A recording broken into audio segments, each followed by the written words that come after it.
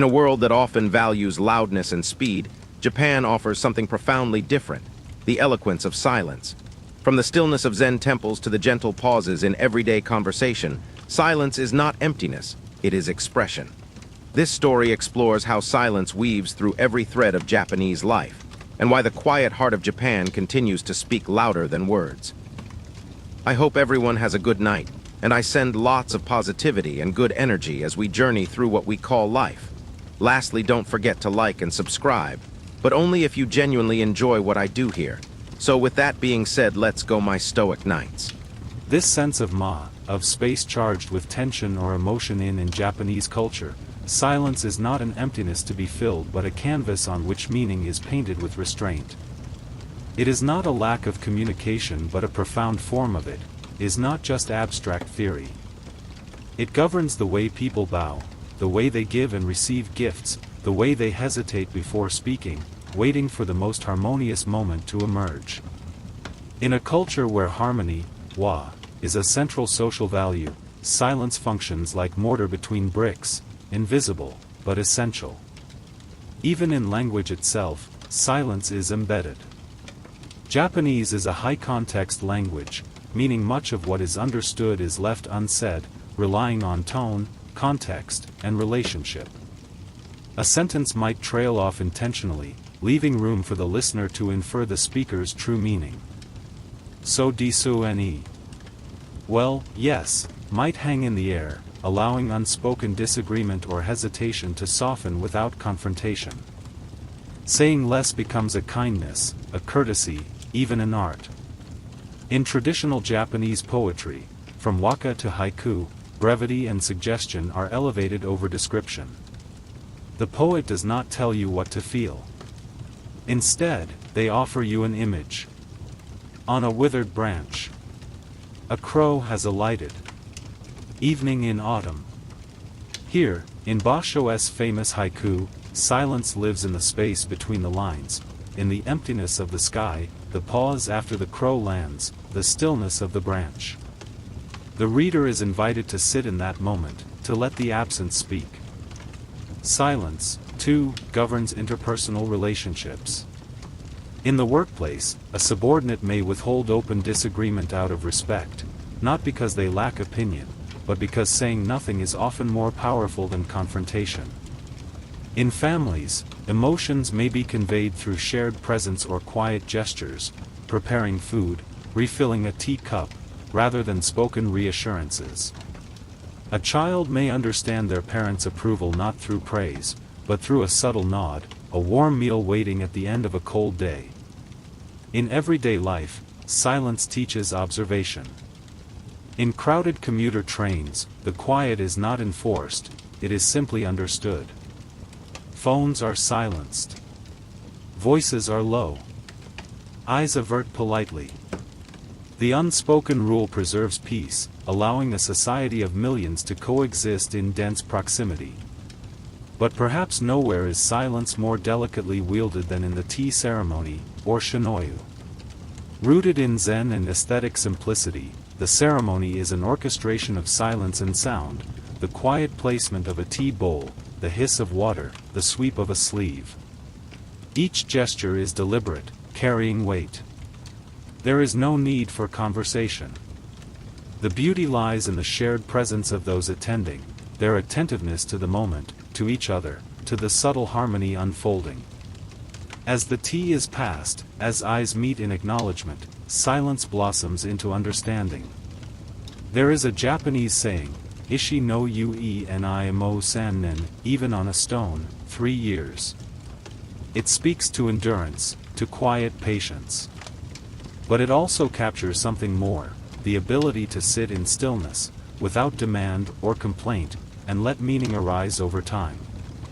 This is not easy for those raised in cultures of constant affirmation, instant gratification, or assertive self-expression. But in Japan, silence is not emptiness.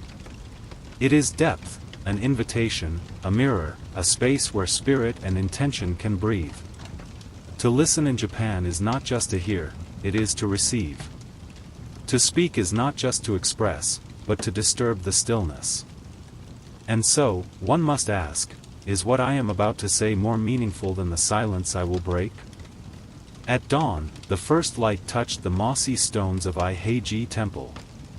A thin mist curled above the gravel paths, and the low hum of the forest merged with the distant sound of temple bells.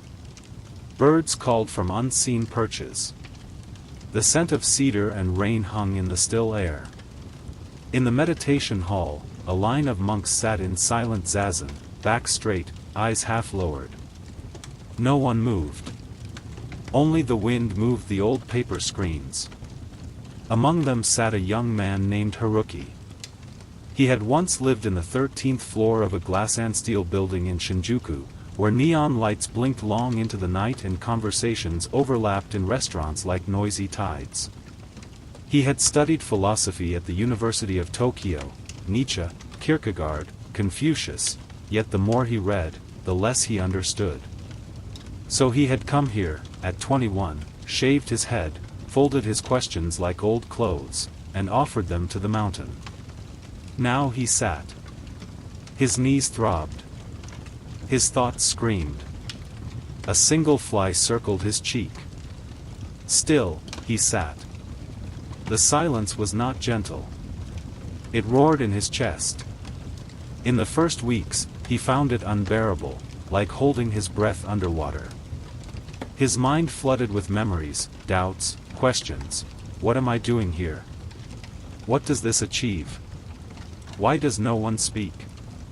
One morning, during Kinhin, the walking meditation, Haruki broke formation. He stopped beside an elder monk, a man whose name was never spoken aloud, simply Rashi. Haruki's voice was hoarse. "Master," he said, "I've been sitting for 30 days. But all I hear is noise inside me. Isn't silence supposed to bring peace?" Rashi turned his head slowly. He did not speak. Instead, he held up a single hand, palm open, and then slowly closed it into a fist. Haruki stood confused. But Rashi only bowed once and continued walking, his sandals brushing the gravel in rhythm with the others. Haruki returned to his cushion. That night, he dreamed of an open hand closing over the moon. Zen Buddhism, imported from China in the 12th century, reshaped the Japanese understanding of silence. Unlike earlier schools of Buddhism focused on doctrine and sutra recitation, Zen rejected verbal explanations in favor of direct, wordless experience. Enlightenment, Satori, could not be taught. It could only be tasted. And like water poured into a still bowl, it could only be tasted in silence. Zen's most powerful stories are rarely sermons, they are silences wrapped in metaphor. One of the oldest tells of the Buddha, seated before his disciples, holding up a single lotus flower. He said nothing. The room was still. Only one follower, Mahakassapa, smiled, and in that smile, the Buddha saw understanding. It was not the flower that taught. It was the stillness that followed it. This story seeded the Zen tradition in Japan, where silence became the teacher, and the voice, a distraction. Zen masters taught with gestures, a lifted broom, a slammed door, a sudden shout to interrupt thought. But often, they taught best when they did nothing at all. In the temple, Haruki's days fell into ritual, morning bells, sitting, sweeping leaves, preparing meals in silence. One winter night, while tending the fire, he heard another novice whisper, "Don't you miss music?" Haruki stared into the coals. Then he struck two chopsticks together, once, and held the silence that followed. Later, when the novice asked Rashi what the sound meant, the old monk said only, "That was the entire universe, saying thank you for listening." At the heart of Zen is the concept of non-duality, the idea that there is no separation between self and world, speaker and listener. Silence helps to erase these boundaries. The longer one sits, the more the ego softens, until the line between breath and breeze disappears. This is not detachment. It is communion. Haruki once asked, if silence is so sacred, why do we have koans? The senior monk, Daiki, laughed softly and said, koans are not answers. They are mirrors. They only reflect your mind back to you. He handed Haruki a new riddle. What was your original face before your parents were born? Haruki carried it like a stone in his chest. Over time, he stopped expecting answers. He swept the same path each day. He sat in the same place. And one morning, as snow fell silently across the temple roofs, he forgot the koan entirely, and in that forgetting, he felt something shift. No flash of enlightenment. No voice from the sky. Just the quiet knowledge that the question no longer mattered. He stood in the snow and heard it land. Not metaphorically. He heard snow land on snow, the faintest sound in the world. And he smiled. At Aiheiji, the great temple founded by Dogen Zenji, silence was considered the highest expression of the way. Dogen wrote, "To study the way is to study the self. To study the self is to forget the self. To forget the self is to be awakened by all things. Silence is not emptiness, but forgetting. Forgetting your identity, your certainty, your need to explain. In that forgetting, the sound of a bell can reveal everything." And in the still air of the meditation hall, the bell rang once. No one moved. No one spoke. It did not need to ring again. In the heart of Kyoto's Nishiki market, beneath rows of lanterns and the scent of pickled daikon, a quiet exchange was taking place. A woman in her 60s, in a neat navy kimono, stood at a pickle stand. The seller, a younger man with rolled-up sleeves, bowed deeply as he handed her a small wrapped bundle of shibazuk. No words were exchanged. She gave a modest nod, and he smiled faintly in return. The moment passed like a cloud gliding across the sun. To an outsider, it might appear cold. But to those raised in Japan, the exchange was warm, filled with mutual respect. Neither had to say, "Thank you." It had already been said, in the bow, the gesture, the silence. In Japan, silence is not just a cultural preference, it is woven into the very grammar and logic of the language. Japanese is what linguists call a high-context language. This means meaning is often conveyed indirectly, relying on social cues, shared history, and non-verbal understanding. In contrast to low-context languages like English, where meaning is usually explicit and detailed, Japanese often requires the listener to fill in the blanks. This reliance on implication creates room for silence. Phrases are frequently left incomplete. A person might say, "Sor wachato." That's a little, and trail off. To those unfamiliar with the language, it may sound vague. But every Japanese listener knows what's being said, no. Or a sentence may begin with ano and e, a soft, indirect introduction to something sensitive, followed by a pause so long it becomes the statement itself. This is not evasion. It is emotional intelligence, a language of restraint. It values what is felt over what is said. In everyday conversation, silence carries nuanced meaning. It can communicate agreement, disagreement, discomfort, or contemplation, depending entirely on context. A pause after a compliment might indicate modesty. A silence after a question might signal polite refusal. And in group settings, the silent person is often the one listening most deeply. The Japanese value of enryo, or self-restraint, reinforces this. It's the practice of holding back one's own desires or thoughts for the sake of group harmony. Rather than speak over someone or assert oneself loudly, one remains considerate, even quiet. It's a subtle dance of reading the atmosphere, what the Japanese call kuki o yomu, reading the air. Children are taught early to observe before they speak. In school, silence is part of classroom discipline, but it also teaches respect for space and attention. In meetings, silence before responding is not hesitation, it's careful reflection. In families, a parent's disapproval may come not through yelling, but through a quiet sigh or a look withheld. This tradition can be traced back to Heian-era court culture, 794 to 1185, where poetic communication and indirect expression were signs of refinement. In the Tale of Genji, considered the world's first novel, glances, pauses, and half-spoken phrases carry emotional weight far beyond direct speech. A courtier might write a poem on a folded fan, leave it at someone's door, and say nothing more. The recipient would know precisely what was meant, and respond with another silent poem.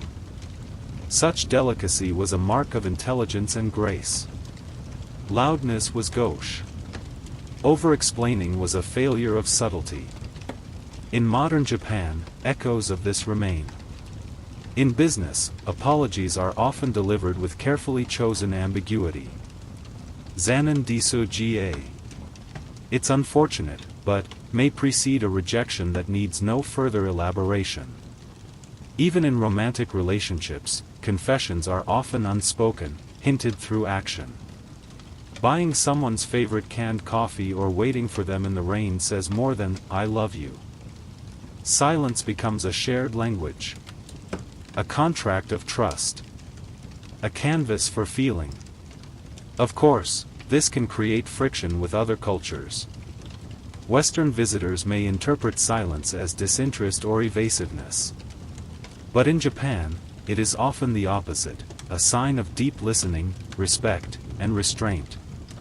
When a Japanese person falls silent in conversation, they are often weighing your words with great care, or allowing your meaning to settle undisturbed. As the saying goes, "Iwa nu ga hana," not speaking is the flower. What blooms in silence can be more beautiful than what is spoken aloud. Back in the Shiki market, the woman who had bought the shibazuk passed an old friend on the narrow path. They paused, exchanged a slight nod.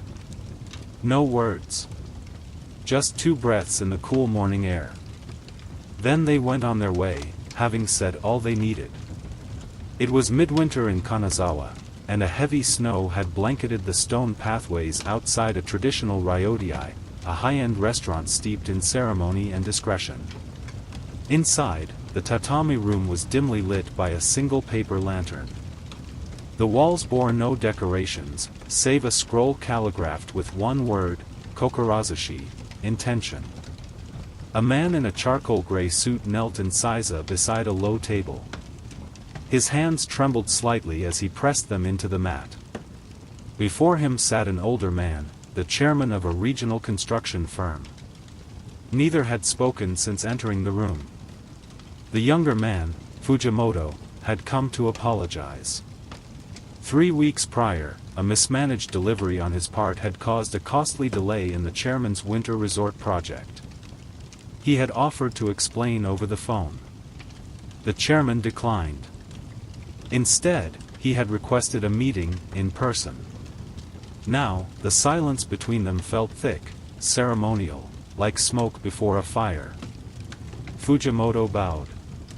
Not quickly, not performatively, but deeply, his forehead brushing the edge of the table, his breath stilled. 10 seconds passed. Then 20. The room held its breath. Finally, the chairman inhaled through his nose and exhaled slowly. He didn't return the bow. He didn't need to. His eyes softened. The silence had said everything. "I understand," he said at last. "Let us not speak of it again." The tea arrived a moment later. In Japan, apology is not a matter of saying, "I'm sorry," it is a ritual of humility, space, and silence. The bow, in particular, is a vessel for unspoken meaning. It replaces argument with deference, defense with sincerity.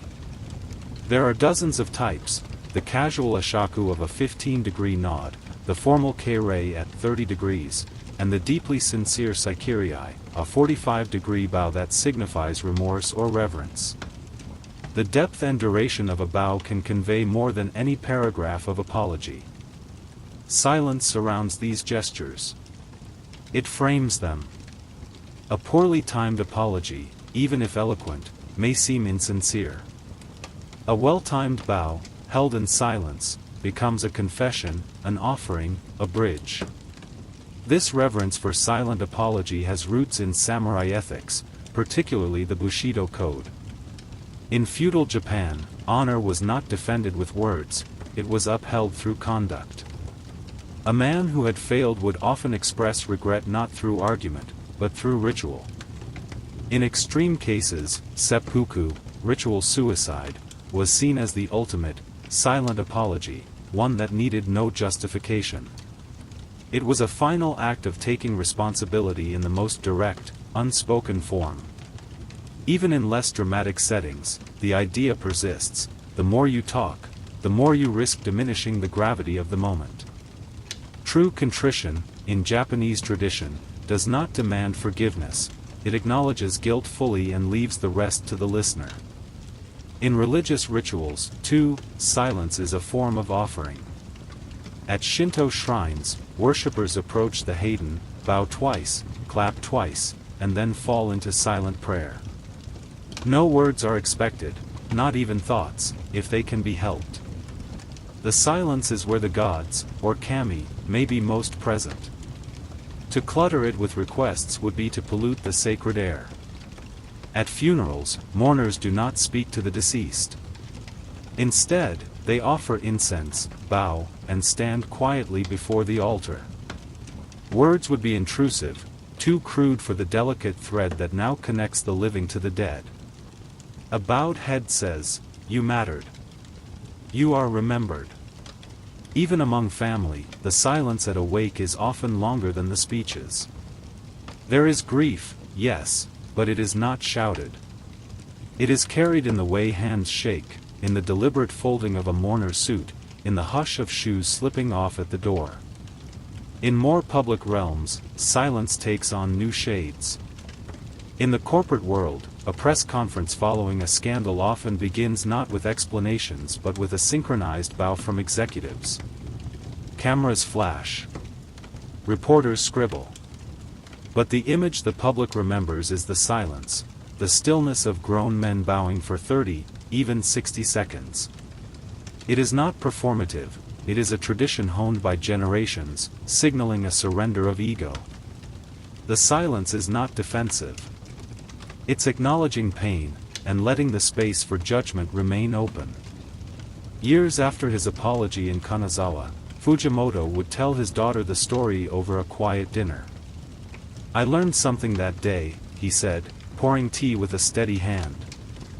"What?" she asked, curious. "That sometimes the strongest thing you can do is bow your head and say nothing. Let silence speak for your heart." His daughter looked puzzled. Then, after a moment, she smiled. She didn't respond. She just bowed her head slightly, and understood. The curtain didn't rise, it never does in no theater.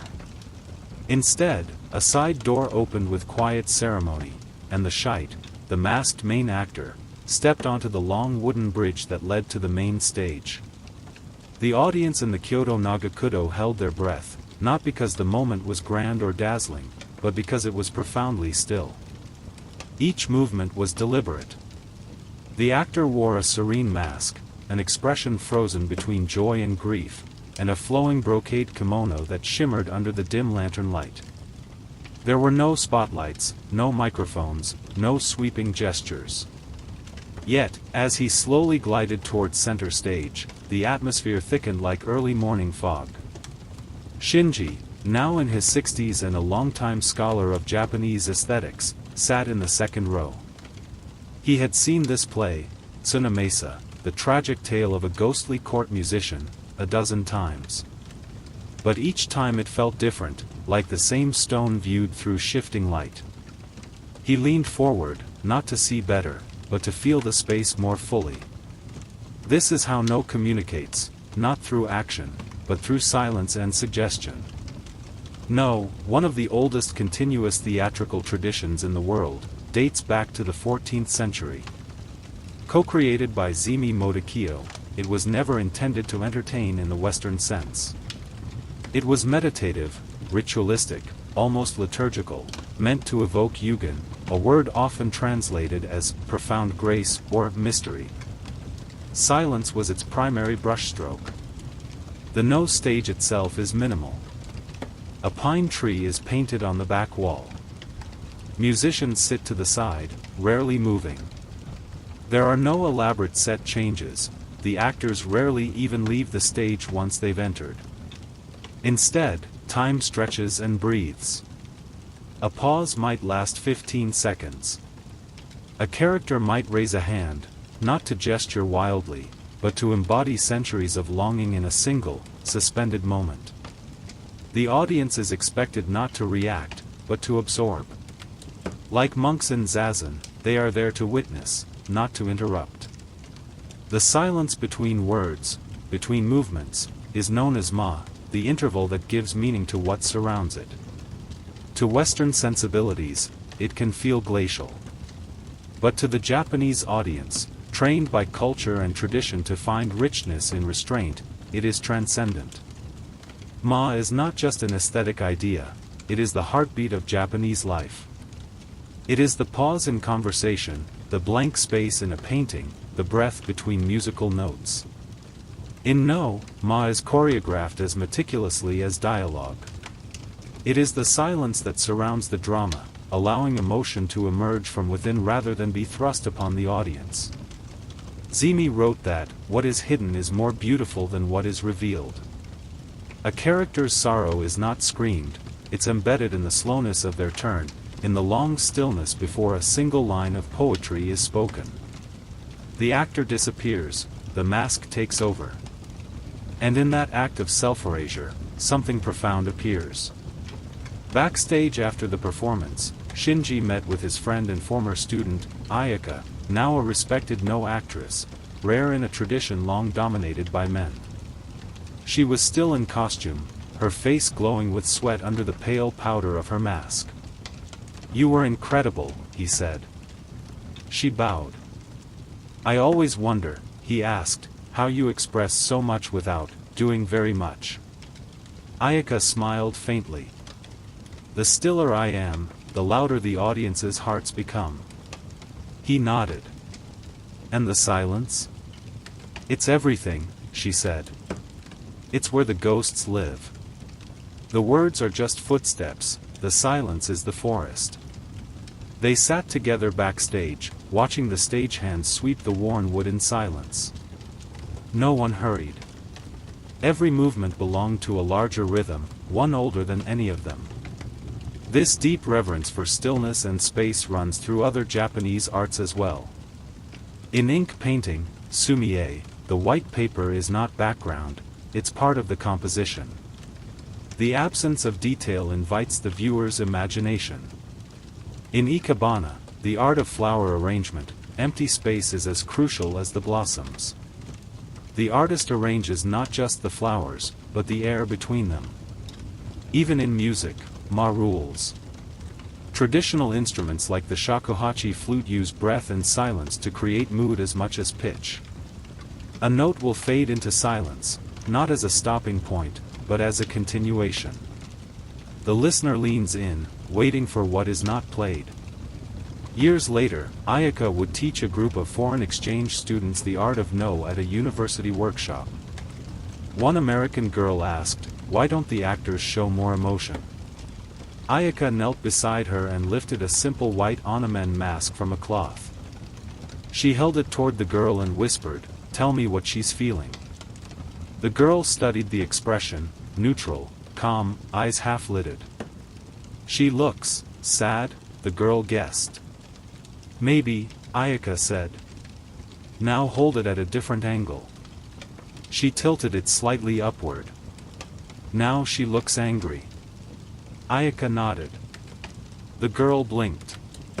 It didn't change. Ayaka smiled. "You did." In this way, silence and stillness in Japanese art are not passive. They are participatory. They invite the viewer to lean in, to bring themselves into the experience. To not be told what to feel, but to feel it through absence. This is the drama of stillness, that by offering less, it gives more. And as the no stage was cleared, as the final drumbeat faded into stillness, the audience slowly stood, not applauding, but carrying the silence with them. Like leaving a temple. Tokyo, spring 1999. A cherry tree bloomed quietly outside a sleek office building in Chiyoda. The petals clung to the stone steps like soft warnings, beautiful and fleeting. Inside the 22nd floor of a global marketing firm, tensions ran quietly high. The meeting room was filled with men and women in dark suits. A glass table reflected their tired faces. At the head sat Mr. Kobayashi, the company director, mid-50s, conservative tie, arms folded. At the opposite end, a visiting executive from the company's American partner stood stiffly beside a whiteboard covered in aggressive bullet points. "We're hemorrhaging brand visibility in your region," the American said bluntly. "Your digital metrics are flat. We need to pivot." Hard. Silence. One junior executive, Yamamoto, adjusted his tie but said nothing. The others stared at the table. Even the translator hesitated, unsure whether to soften the tone or let it land like a dropped stone. Kobayashi exhaled through his nose. He did not respond immediately. He leaned back, his fingers interlaced. The American shuffled, visibly uncomfortable. "You don't have to be polite," he added. "Tell me I'm wrong. But we need honest talk." Finally, Kobayashi gave a shallow bow. "We will reflect," he said. "Your points are noted." Another silence. Then, "Shall we break for tea?" To those unfamiliar with Japanese business etiquette, this moment would seem evasive. Where was the debate? The counter-argument? The assertiveness? But for Yamamoto, and for Kobayashi, what had just transpired was an entire conversation, not in words, but in air. In Japan, there exists a complex, often invisible code of behavior known as wa, harmony. Preserving harmony within a group is not just good manners, it is a moral imperative.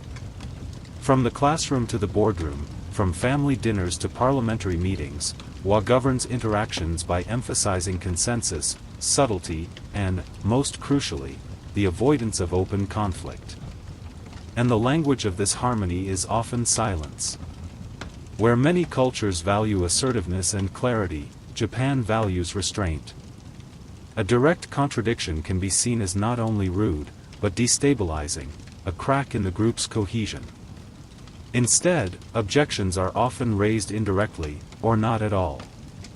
A shift in tone, a pause too long, a gentle, "so disu ni," followed by a contemplative silence may signal doubt far more loudly than, "I disagree." This is where the concept of han and tateme comes into play, one of the most misunderstood yet vital dynamics in Japanese social life. Han is one's true feelings or opinions. Tateme is the public face, the socially acceptable stance presented in front of others. To outsiders, this may seem duplicitous, but in Japanese culture, it is a kindness. Tateme protects relationships. It ensures that one person's truth doesn't shatter another's dignity. Instead of laying bare your frustration, you might express it in silence, or channel it through action later, more quietly, more thoughtfully. Yamamoto knew this well. In the debriefing after the meeting, he joined Kobayashi and a few others in a smaller room, where tea was poured slowly and the mood relaxed. No one criticized the American's approach openly. That would be impolite. Instead, they circled the issue. "His urgency is understandable," said one. "Cultural gap, perhaps," said another.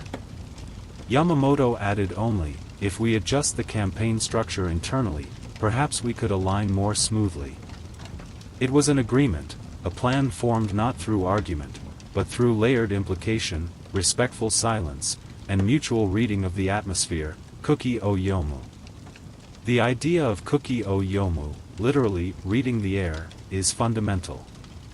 It's not taught in schools, yet every child learns it early. A person who fails to read the air is known as a KY, or Kuki Yamanai, someone tone-deaf to social cues. Being KY is not just awkward, it's a serious liability, one that can damage group cohesion. Reading the air means sensing when to speak, when not to. When silence will soothe, and when it will scream. In some cases, silence is a shield, a way to deflect confrontation. In others, it's a signal, subtle, but unmistakable. In the Japanese classroom, a student might stay silent when asked a question they know, not from ignorance, but from modesty, from not wanting to seem boastful. In a family argument, a child may not speak, knowing silence honors the parent's dignity even in disagreement. In love, silence may be the confession, the presence that lingers when words cannot do justice to feeling. And yet, silence is not only an act of harmony, it can also be a form of quiet resistance. In rural Niigata, an old woman named Sada-san lived alone after her children had left for the city. When asked about her estranged daughter, she would not answer. Not with bitterness, but with a gentle smile and silence so long that the air seemed to fold over itself. Her neighbor once said, "She doesn't speak of it. That's how you know it matters." In that silence was pain, yes.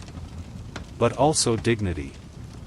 Back in Tokyo, Yamamoto rose steadily in the company over the next decade. He rarely spoke the most in meetings. He didn't need to. His superiors came to value him not just for his skills, but for his ability to navigate tension without adding to it, to let silence carry difficult truths that would sound harsh if voiced. Once, during a major campaign crisis, the CEO slammed his hand on the table. "Does no one have the courage to speak plainly?" he demanded. The room froze.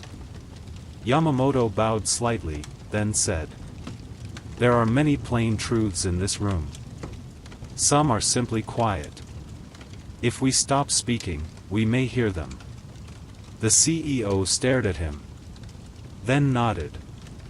In Japan, silence is not always agreement. Not always fear. Not always reverence. Sometimes, it is just space, wide enough for everyone's truth to coexist without violence. Like a garden raked to stillness. Like a room where nothing more needs to be said. It begins not with words, but with water. At dawn in the Ise Grand Shrine, a priest in white robes steps into a narrow stream behind the sacred groves. He kneels by the water's edge, dips a branch of sakaki into the flow, and rinses his hands, then his mouth. The chill of the mountain spring stings, but he does not flinch. He performs the ablution not for comfort, but for purification, not of the body, but of the spirit. And when he rises, he says nothing. Above him, cedar branches sway, whispering a language older than language. The shrine beyond the trees, constructed entirely of cypress, rebuilt every 20 years since the 7th century, remains unseen by visitors. No nails hold it together. No concrete. No fanfare. Only timber, ritual, and silence. This is Shinto. And in Shinto, the sacred begins in silence.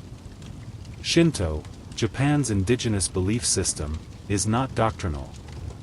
It has no single holy text, no founder, no theology to debate. Instead, it is lived through ritual, through reverence, through quiet attention to the natural world. The kami, the divine spirits, are not distant deities, but immanent presences, in waterfalls, stones, wind, flame, even rice. To approach them requires more than words. It requires stillness. To speak excessively in the presence of kami would be to disturb them. Words, in their haste, risk misunderstanding. But silence cleans the air. It honors the invisible. In the Shinto worldview, purity, Hari, is the foundation of spiritual life. Pollution is not merely physical filth, but emotional and social disruption, grief, anger, chaos, arrogance. And so, Shinto rituals begin in purification, washing hands and mouth at a temazuya, bowing twice, clapping twice, and bowing again. The claps are sharp, not to attract attention, but to awaken the spirit world. What follows is usually silent, an unspoken prayer, a moment of resonance between the self and the unseen. No chant. No plea. Just presence. Shinji, now a scholar nearing 70, once brought a group of international students to the ISE shrine. As they approached the inner gate, the guide instructed them to stop, bow, and remain quiet. One of the students whispered, "What are we praying for?" Shinji did not answer. Not to be evasive, but because it was the wrong question. In Shinto, you don't pray for something. You give thanks. You acknowledge the unseen. You recognize your own smallness before the vastness of nature.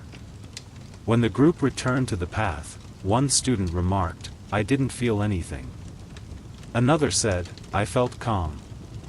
Like, something was there. But didn't need to show itself." Shinji smiled. "That is the kami," he said. "They don't reveal. They abide." In Shinto rites, the language used, Norito, is formal, ancient, and melodic. It is intoned by priests in a slow, rhythmical chant. But even this chanting is framed by silence. The most sacred moment comes afterward, the hush when the Norito ends and the air hums with its echo. In many ways, the silence after the words is the real communication, the moment when the kami might listen.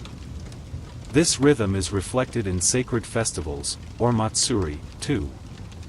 Amid the drums and flutes and mikashi, portable shrines, carried through the streets, there comes a moment, often overlooked, where the bearers stop. They lower the shrine. They breathe. A hush falls. In that stillness, before the next shout, one feels the divine most clearly. Shinto silence also informs the design of its spaces. Shrines are nestled within forests, shielded by torii gates that mark the passage from the mundane to the sacred. The gravel paths crunch softly beneath your feet, forcing awareness. The trees mute the outside world. Even the architecture refuses flamboyance, no grand stained glass or towering spires. Just simplicity. Just sacred space, spiritual breath. To walk through a shrine is not to be dazzled but to be quieted. Even in urban Tokyo, a tiny jinja might sit between two skyscrapers. Office workers in suits stop briefly, bow, ring the bell, and close their eyes for a moment of stillness. In the middle of the noise, a pocket of silence blooms. It's not ceremony. It's communion. One spring, Shinji visited Izumo Taisha, the oldest of Shinto shrines, during Kami Arazuki, the month of the gods. It is said that in the 10th month of the lunar calendar, all of Japan's kami leave their local shrines and gather at Izumo for a celestial conference. Elsewhere, it is the month without gods. At Izumo, it is the opposite, a month filled with the sacred. Shinji stood before the massive rope of Shimenawa, hanging thick as a tree trunk. He did not pray aloud. He did not make a wish. He simply stood in silence. A breeze passed through the pines. He felt a weight, not heavy, but real, in his chest. A sensation of being seen, not by eyes, but by presence.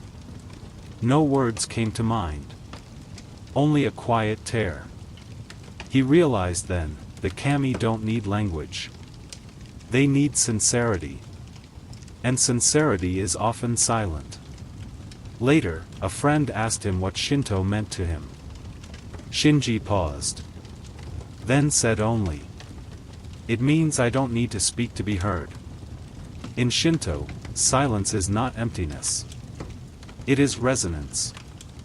The kami reside not in declarations, but in acknowledgement. In the bow of the head.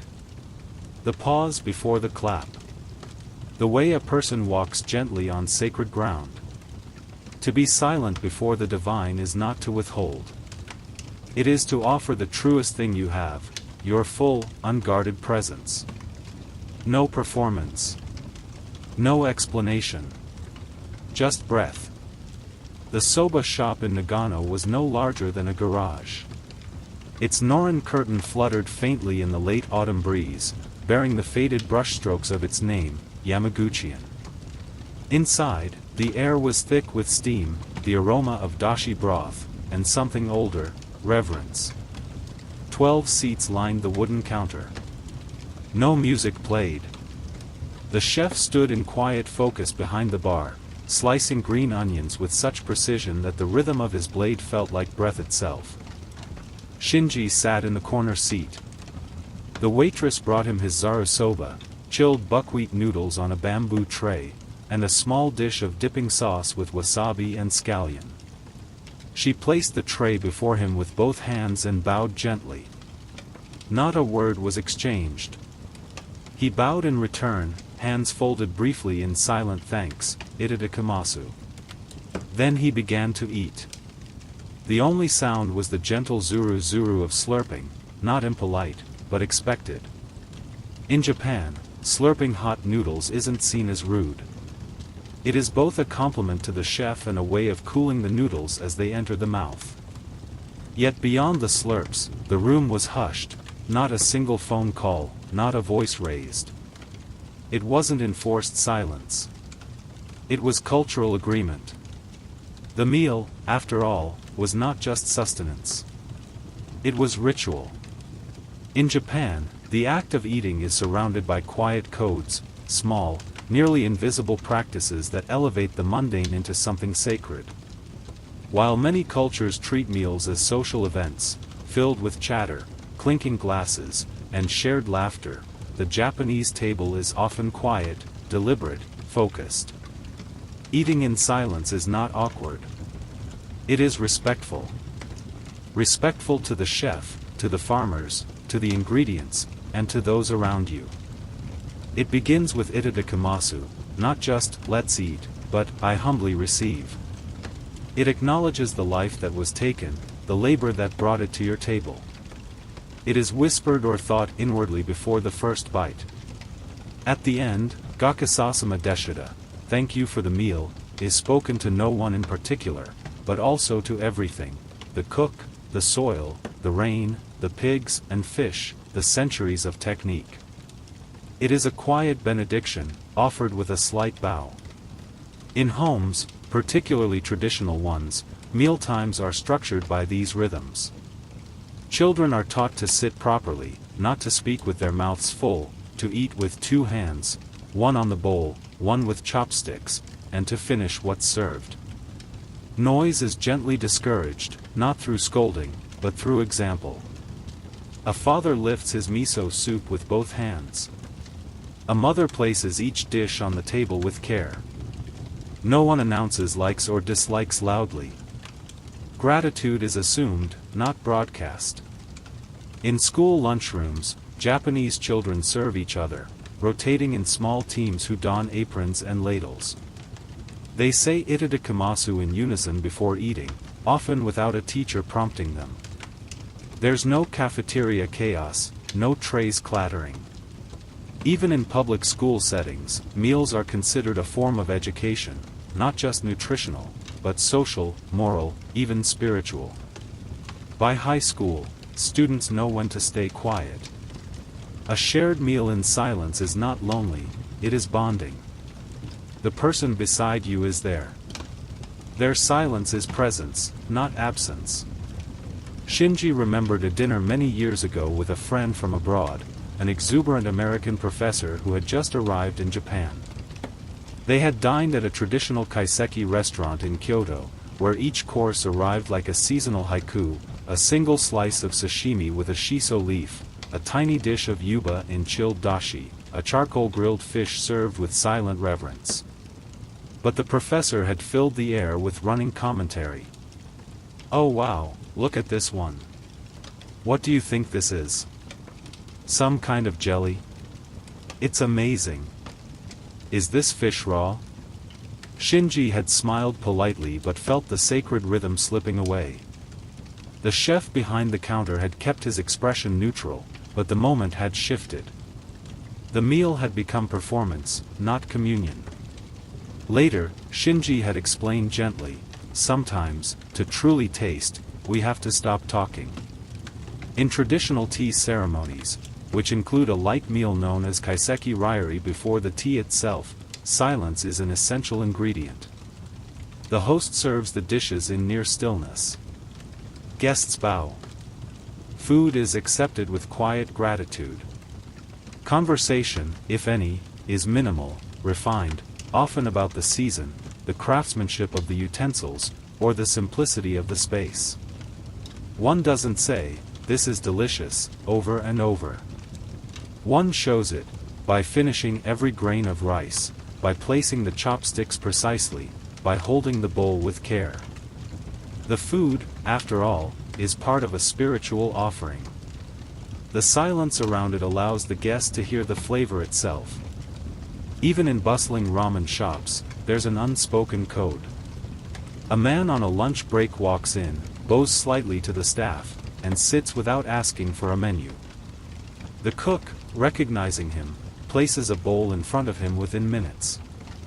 He eats in 5, maybe 6 minutes, hunched over, focused, sweat gathering on his brow. He finishes, lifts the bowl, slurps the last drop, bows again, and leaves. They never speak. But everything has been said. In a country where food is seasonal, where ingredients are celebrated for their momentary beauty, silence allows the eater to experience the fleeting nature of each bite. A kaki, persimmon, in November, a single takenoko, bamboo shoot, in April, these are not just flavors. They are events. They are meant to be listened to. And like cherry blossoms, they are here and then gone. To speak too loudly while eating them would be like talking during snowfall. You may do it. But you miss the falling. Shinji once told a student, Japanese meals are not about being full. They're about being aware. How do you know when you're aware? The student asked. You'll know, Shinji said, when you can hear the silence between bites. The school bell in the small town of Nara didn't ring, it chimed. A gentle melody played from a speaker mounted in the corner of the ceiling, floating through the air like birdsong. The sound didn't startle the students. They stood without instruction, pushed in their chairs with care, and bowed in unison toward the blackboard, even though the teacher had already stepped out. No one spoke. This was the beginning of silence in education, not silence as submission, but as structure, as respect, and as a form of active participation. In Japanese classrooms, the quiet is noticeable even to native students who transfer back from abroad. While other education systems often encourage verbal debate, overt participation, or classroom chatter, Japan fosters a culture where listening is a form of contribution, and silence is a tool for deep focus. It is not that Japanese students have no opinions. They are simply taught, from a young age, that thinking before speaking, and ensuring the harmony of the group, is more important than being the loudest voice in the room. This begins in early childhood, where kindergartens operate less like chaotic playrooms and more like gentle communities. Students line up quietly. Shoes are removed with care. Snacks are eaten at low tables with hands folded in thanks. Teachers rarely raise their voices, they wait. And in that waiting, children learn to fill the space not with noise, but with awareness. Shinji once visited a third-grade classroom in Hokkaido, where a teacher introduced him as a guest observer. The children all stood in silence, bowed, and said in unison, Yoroshiku onegaisha mesu. A phrase meaning, please take care of me, or let's have a good experience together. It was not just politeness. It was relational humility. Throughout the lesson, students took notes quietly, raised their hands modestly, and listened not only to the teacher, but to each other. When one child answered a question, the others didn't rush to agree or debate. They waited.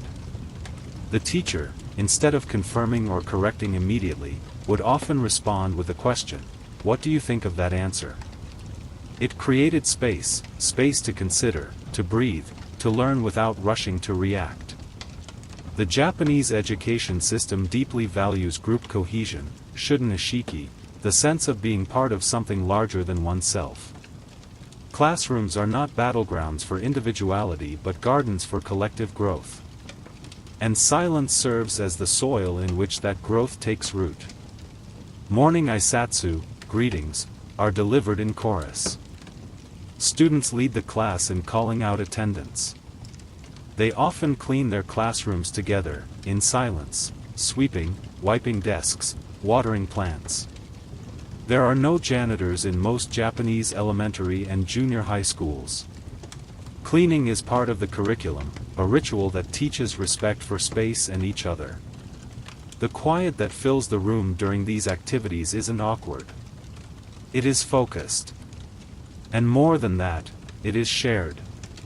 Contrast this with many Western classrooms, where silence may be interpreted as disengagement or fear. In Japan, silence is often a mark of concentration. Teachers are trained to read the pause, the slow response, the turned eyes, the bow of a head, as part of the student's language. Students who hesitate before answering are not always uncertain. Sometimes they are being considerate, choosing their words with care. A student who remains silent might be contemplating how to respond without disrupting the mood of the room. And this consideration is praised as emotional maturity. This doesn't mean Japanese classrooms are without problems. The pressure to conform, the fear of standing out, the unspoken expectation of silence can sometimes stifle creativity or bury inner struggles. Bullying, ijime, is a real concern, and often, it happens in silence, too. Not in loud name-calling, but in exclusion, in eye contact withheld, in classmates looking away. Teachers have begun to address this by creating safe spaces for honest expression, journals, anonymous surveys, peer dialogue circles. But even here, the silence remains complex, a space of both healing and hiding. Shinji once gave a lecture on silence to a high school in Saitama. He asked the students, "When was the last time you learned something important in silence?" The room was still. After a minute, one girl raised her hand. "When I watched my grandfather die," she said quietly. No one said anything. "But I learned a lot." Shinji nodded. "What did you learn?" She looked down. "That love doesn't always speak." Another student raised his hand. "I learned how to read kanji by copying it over and over." Alone. Quiet. Another said, "When I waited alone outside the principal's office, I listened to the clock. It helped me calm down." One after another, students spoke of moments of silence, not as punishment, but as personal revelations. In universities, seminar rooms take on a different tone, still quiet, but not from fear. Silence becomes tactical, used by professors to encourage reflection, to let a question hang in the air. A teacher might ask a question and wait 15-20 seconds before speaking again, long enough for discomfort, and then clarity. In that silence, students often discover their voice. They've just been taught to let it ripen first. And perhaps this is the core lesson of Japan's silent classrooms. To speak well, one must first listen deeply. To listen deeply, one must learn to be silent. Silence, then, is not the absence of learning. It is the condition for learning to take root. Like ink settling into paper. Like snow falling on an empty field. Like thought before it finds its shape. Aoyama Cemetery in Tokyo is a place where memories walk softly. Cherry blossoms drift across stone paths in April, blanketing the gravestones of artists, poets, soldiers, and lovers. The world hums quietly here. Conversations happen in murmurs. Grief is folded inward. And on a bench beneath a weeping sakura, a man in his 80s sat beside a photograph placed at the base of a stone marker. The photograph showed a woman in a kimono, her hair pinned up with a tortoiseshell comb. The man said nothing. He just sat with her. And in that silence, love spoke. In Japan, affection is often unspoken. Not because love is absent, but because its presence is assumed, known through gesture, memory, time, and proximity. While many cultures view romantic expression as verbal, effusive, and demonstrative, Japan tends to treat love the way it treats silence, not as a performance, but as an atmosphere. You do not declare love. You demonstrate it. Quietly. Persistently. In small, nearly invisible acts. In traditional Japan, public displays of affection were considered deeply inappropriate, especially among older generations. To hold hands, to kiss in public, to shout love across a crowded room was seen not just as immodest, but as intrusive. It disrupted the collective mood, cookie. It inserted the private into the shared. Instead, couples learn to read each other's needs without asking. A wife quietly sets out her husband's slippers on a cold morning. A husband rises early to refill the kerosene heater before she wakes. No words. Just action. Just love, in the language of care. Shinji once interviewed an elderly couple from Gifu who had been married for over 50 years. He asked them if they remembered the first time they said, "I Shigeru, I love you." The husband looked confused. The wife laughed gently. "Never," she said. "We don't say that." "Never?" Shinji asked. The husband smiled and looked down at his hands. "She knows." "How do you know?" Shinji asked her. The wife looked at her husband and said nothing. And in that pause, filled with 5 decades of meals cooked, illnesses tended, arguments endured, and winters survived, Shinji understood. Even the language of love in Japan is quiet. The phrase "aishidaru" is rarely spoken aloud. It carries a formality, a weight, that often feels too heavy for everyday use. In literature and film, when it is finally said, it comes only after long struggle, and often at a moment of loss or final clarity. More commonly, lovers might say, "Suki da. I like you. Isho ni itai.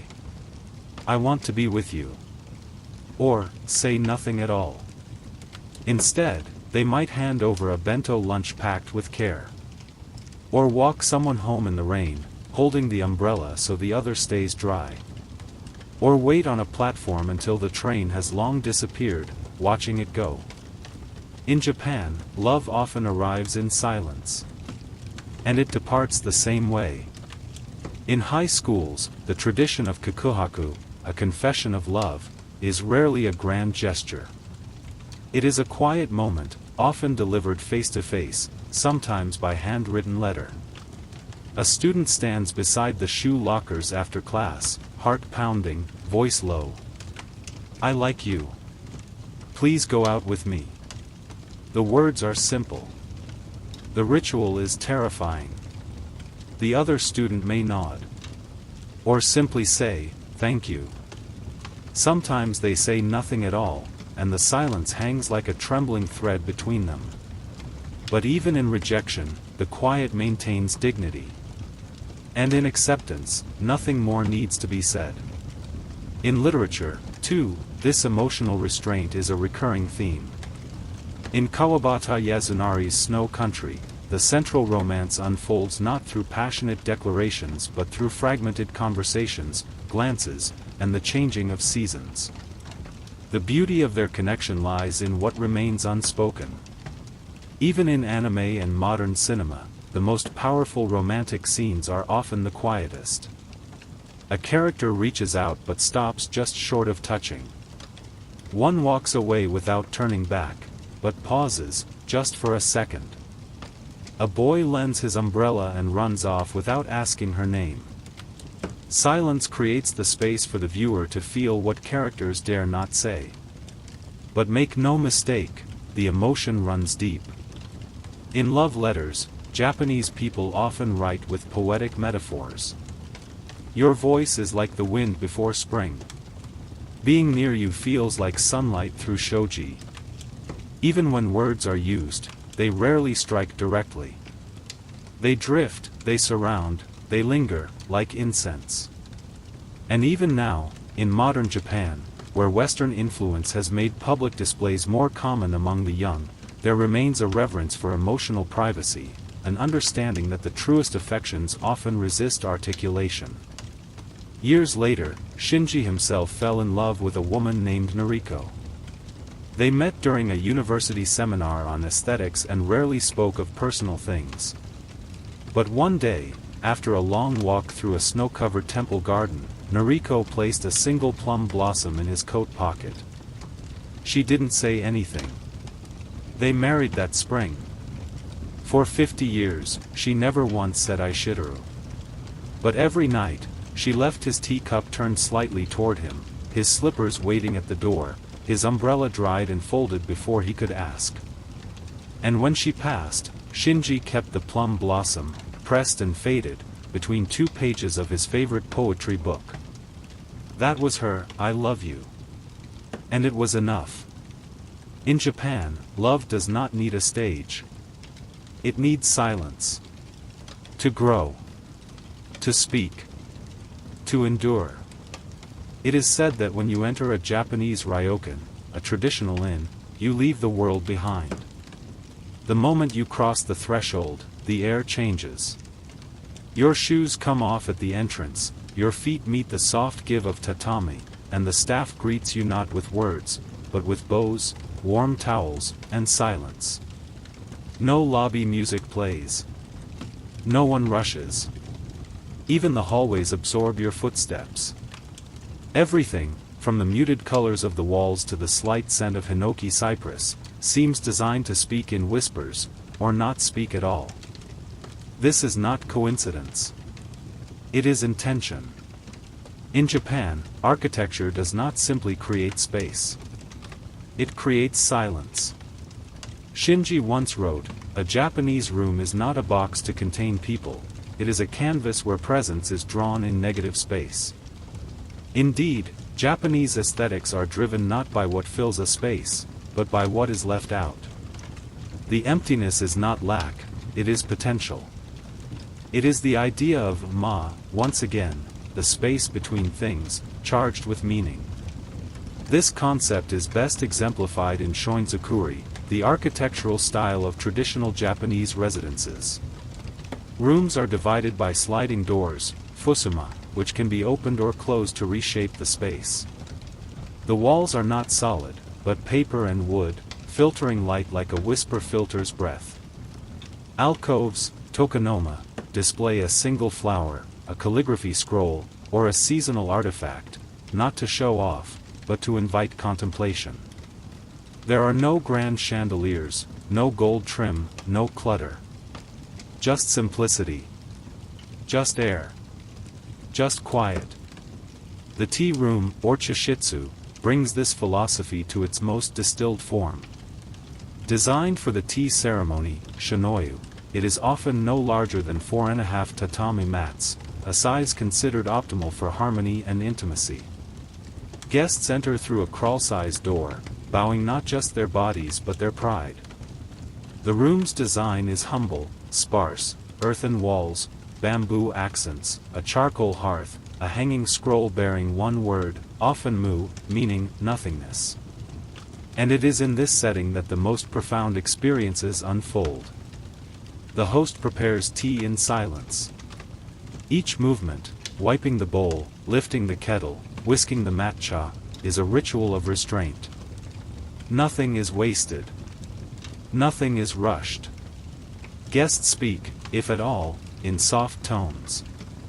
More often, they remain quiet, absorbing the sounds of the ladle dipping water, the faint whine through the wall slats, the presence of each other. As the tea is passed, eyes meet.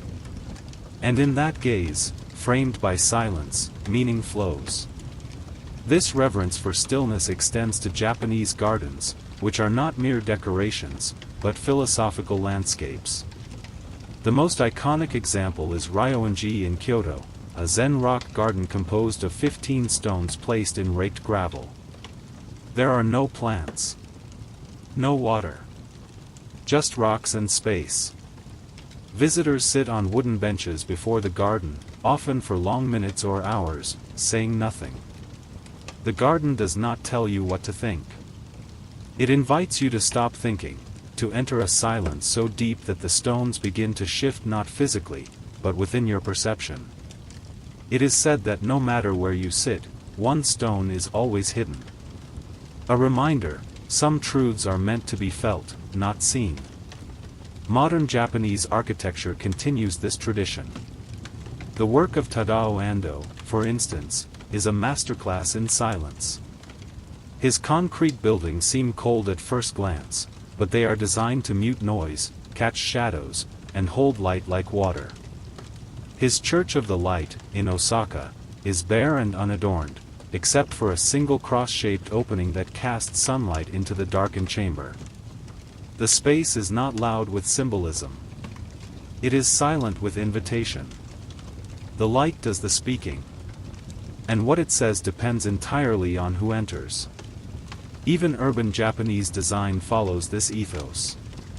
In cities like Kyoto or Kanazawa, narrow alleyways, roji, lead to hidden restaurants, temples, and homes. They are not brash. They do not advertise. Their wooden gates are half closed, as if offering only a glimpse of what lies beyond. This subtlety is not secrecy. It is hospitality of a quiet kind, offering without imposing. Shinji once led a group of architecture students through an old Kyoto machiya, a traditional townhouse. As they passed through the narrow entrance into the inner courtyard, one student remarked, "It's so empty." Shinji smiled. "No. It's full. Full of what you bring with you. Full of air, shadow, time." He pointed to a wooden beam catching late afternoon light. "That beam speaks." "To what?" "To your stillness." In Western design, silence is often feared, filled with furniture, with color, with texture. In Japanese design, silence is honored. It is the echo of old pine floors, the empty scroll space between seasons, the shadow that moves across the floor at dusk. And within that quiet, life flows more slowly. You notice more. You breathe more. You begin to hear yourself, and others. Not with your ears, but with your presence. In Japanese space, silence is not decoration. It is the architecture of the soul. The train glided silently through the countryside of Yamagata, past rows of rice fields flooded with sky. Inside the nearly empty carriage, two men sat side by side, a father and his adult son. Neither spoke. The son looked out the window. The father gently polished his glasses. They were traveling to a distant funeral, the father's cousin, a man the son barely knew. They had been on the train for over an hour, with no conversation beyond ticket confirmations and the shared coordination of packed bento boxes. To an outsider, the silence might have seemed uncomfortable, or cold. But in Japan, such a silence is not emptiness. It is companionship in its purest, most unguarded form. And in Japanese conversation, what is not said often weighs far more than what is. The Japanese language, by its very design, is a language of restraint. Sentences are often indirect. Subjects are dropped when context makes them obvious. Pronouns like watashi or anata are frequently avoided, especially among close acquaintances, because they feel too pointed, too forceful. Instead, meaning is constructed communally, like a bridge built from both ends, with silence as the river between. A pause in Japanese dialogue isn't just tolerated, it is expected and respected. In Western conversation, silence is often seen as failure, a lapse in engagement, a sign of social awkwardness or lack of charisma. People rush to fill gaps with chatter, to prevent discomfort, to dominate the rhythm. But in Japan, silence in conversation is a form of listening, of allowing the other person's words to settle, to breathe. To interrupt a pause is to trample on it. This is especially important in business, politics, and diplomacy, where a single moment of silence might carry the weight of an entire paragraph. In formal negotiations, a speaker may make a point and then fall completely still. The silence that follows is not an invitation for rebuttal, but a space of gravity, a test of the listener's poise and awareness. The wrong response, too quick, too loud, can signal disrespect or nervousness. The right response is to wait. And to listen between the words. The Japanese term izuchi refers to the small interjections that listeners offer during speech. Hi, so desu ni, naruhodo. These are not interruptions. They are acknowledgments, a way to show that the listener is present, absorbing, encouraging the speaker without steering the direction. Izuchi is delicate. Too little and one seems disinterested. Too much, and one seems insincere. But even izuchi exists within a larger frame of quiet. The most potent part of Japanese speech is often the pause after it. A person may say, "I'm thinking of quitting my job." And then stop. No explanation. No rush to justify. The pause is an invitation. Not for questions, but for co-presence. Shinji remembered an evening decades ago when he visited a mentor, a retired professor of linguistics named Yamada-sensei. They sat in his modest Tokyo apartment, drinking hot sencha. At one point, Yamada said, "Language is a form of thought. But silence is a form of being." Shinji had nodded, waiting for him to elaborate.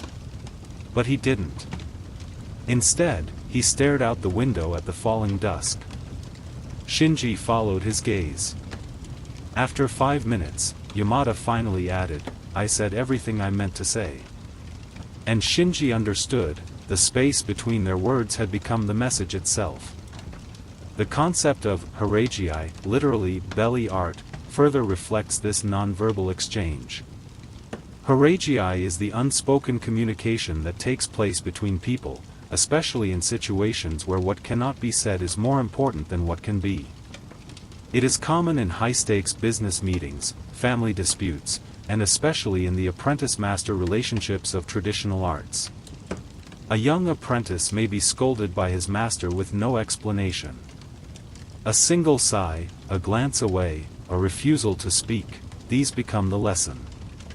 The apprentice learns to read the mood, to anticipate needs, to sense the invisible contours of expectation.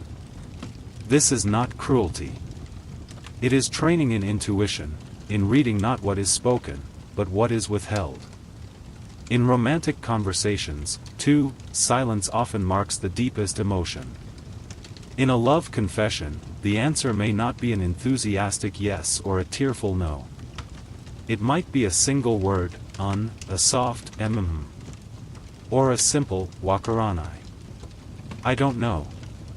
But it is the way the eyes turn, the pause before the response, the shared silence afterward that reveals everything. Japanese cinema masters this rhythm. In Ozu Yasujiro's films, characters often sit in silence after delivering simple lines. The camera lingers. No music swells. No dramatic cuts. The viewer is left in the pause, to feel. Even apologies and farewells lean on silence. When a coworker leaves the company, a farewell speech may last only a few sentences. The farewell party, though polite, is modest. No one claps too loudly. At the station platform, the group bows. And then the train departs. No one waves furiously. Instead, they remain until the train vanishes, then quietly turn and walk away. The silence after parting is not a void, it is a continuation of the relationship, just reshaped. On the train to Yamagata, as the mountains passed by, the sun finally broke the silence. "Dad, when your cousin died, did it make you think about anything? Like, your own life?" The father took off his glasses, wiped them carefully, and said nothing for a long while. Then he looked at his son, his mouth twitching, almost a smile. A little. And then they said nothing again. But in that pause, both men heard something real. Understanding. Acceptance. Love. In Japanese conversation, the silence is not the absence of meaning. It is its most refined form. It is the pause where hearts align. The breath before the truth appears. It was raining softly in Kyoto's Nanzenji Temple. The sound of droplets on the old tiled roof echoed through the corridors like distant footfalls. In a dim chamber near the Hojo, the head priest's quarters, an ink scroll hung alone in a shallow alcove. There were no characters on it. Just paper. A single, long sheet of washi, untouched by brush, framed by wood, illuminated by the filtered light of a paper window. A visitor entered the room and blinked. "Is this unfinished?" he asked quietly. The priest beside him shook his head. "It is complete. You're simply unused to listening to what isn't spoken." Zen Buddhism in Japan gave rise to an artistic philosophy that challenged not just form, but presence itself. The art of Zen does not seek to impress, explain, or embellish. It seeks to reveal the mind, and often, the most profound truths are revealed not in what appears, but in what is deliberately left out. This is the heart of what the Japanese call yohaku no bai, the beauty of empty space. To Western aesthetics, emptiness often signals incompletion. Blank walls, white canvases, silent moments, these are seen as waiting to be filled. But in Zen art, absence is the presence of everything not shown. It is a mirror, not a mural. In traditional Japanese ink painting, or sumi-e, masters use black ink on white paper, applying just a few brushstrokes to suggest a mountain, a crane, a wave. What's not painted is just as important as what is. The space between lines, the untouched field of possibility, allows the viewer's imagination to complete the scene. A painting of a single bamboo stalk, its leaves reaching upward, occupies only a corner of the canvas. The rest is blank. Yet in that blankness, the wind moves, the stalk sways, the air breathes. The ink is the note. The paper is the silence around it. Together, they form a song. Zen calligraphy, Shodo, follows the same philosophy. A single character may be brushed with bold speed onto a scroll, mu, nothingness. Shin, heart-mind. Katsu, a shout of awakening. And then, nothing more. The power of the brushstroke lies not in its complexity but in its energy, the ki, that flows through the wrist of the artist, through years of discipline, and into the moment of creation. The rest is silence. A breathing pause. An invitation to dwell.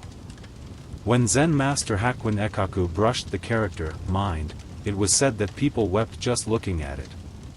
Not because the word was unusual, but because the energy behind it was honest.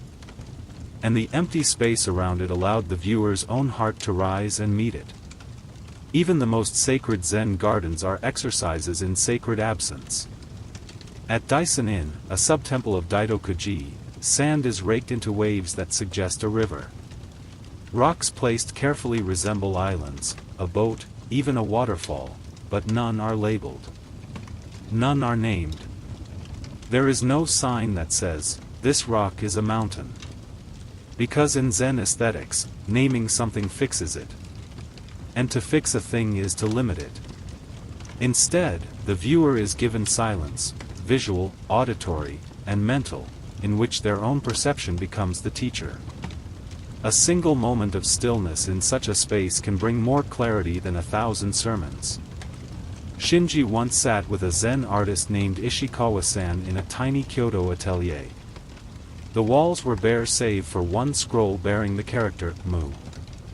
A single branch of plum blossom sat in a vase, angled slightly toward the afternoon sun. "Do you ever think of adding more?" Shinji asked, gesturing to the wall. Ishikawa looked around, then poured them both tea. "No," he said. "To add more would say that what's here isn't enough." He held up the teacup. "Even in this, the silence of clay, the space inside, that's what holds the tea. Not the walls. The emptiness."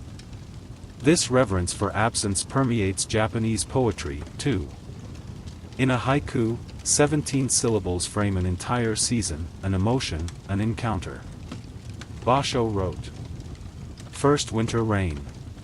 Even the monkey seems to want a raincoat."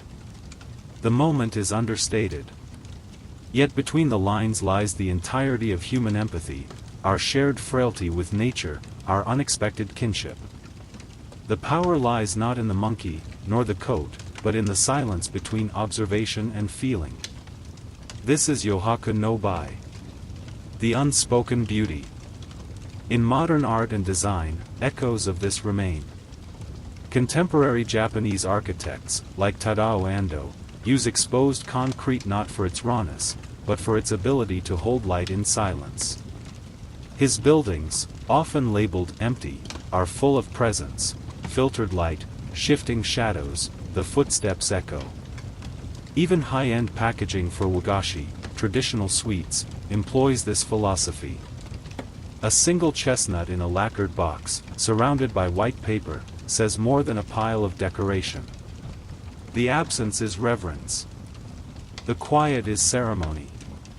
Years later, when Shinji's eyesight began to fail, he returned to that temple room at Nanzenji where the empty scroll had once hung. He sat in the alcove alone, feeling the warmth of late autumn on his skin, hearing the distant rattle of crows in the pines. There was no scroll now. Just a wall. And yet, he saw everything he needed. The way light filtered into the corner. The grain of the wood. The shadow of his own shoulder. He smiled. "That's the painting," he whispered. Zen teaches us that the highest form of expression is not what we present, but what we allow to remain. In absence, we return to essence. In silence, to the sacred. A narrow trail wound through the cedar forest near Mount Koya. Shinji, now in his 70s, walked slowly, hands clasped behind his back, each step deliberate. The path was silent save for the wind stirring high in the branches and the faint whisper of his breath. Then, a sound.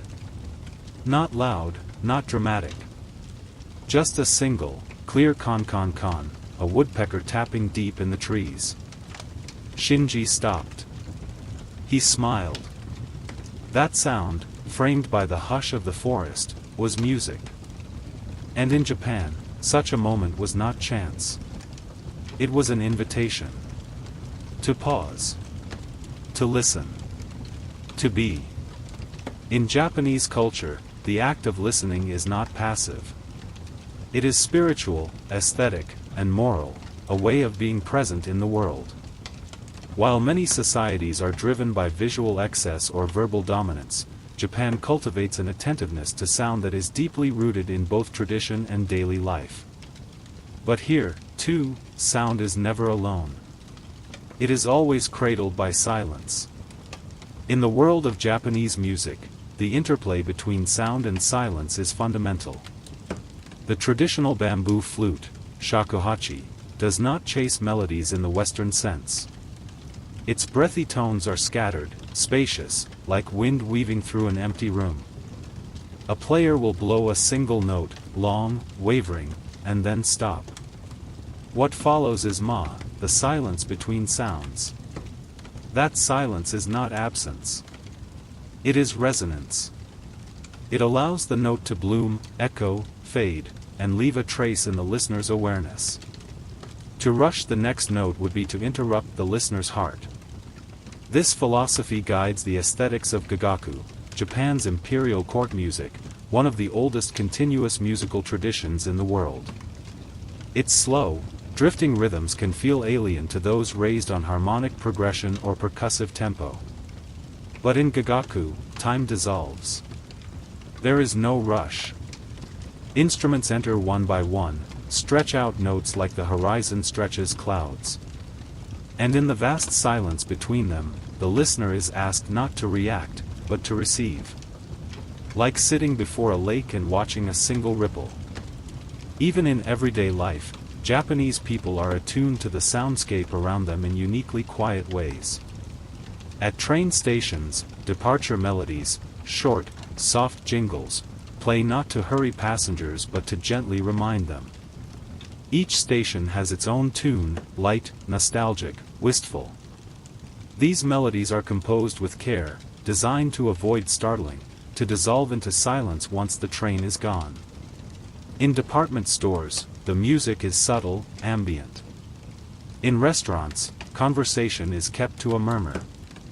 Even doorbells and car indicators are gentle, meant to accompany the environment, not dominate it. Japan has even developed a list of 100 soundscapes of Japan, chosen by the Ministry of the Environment in 1996.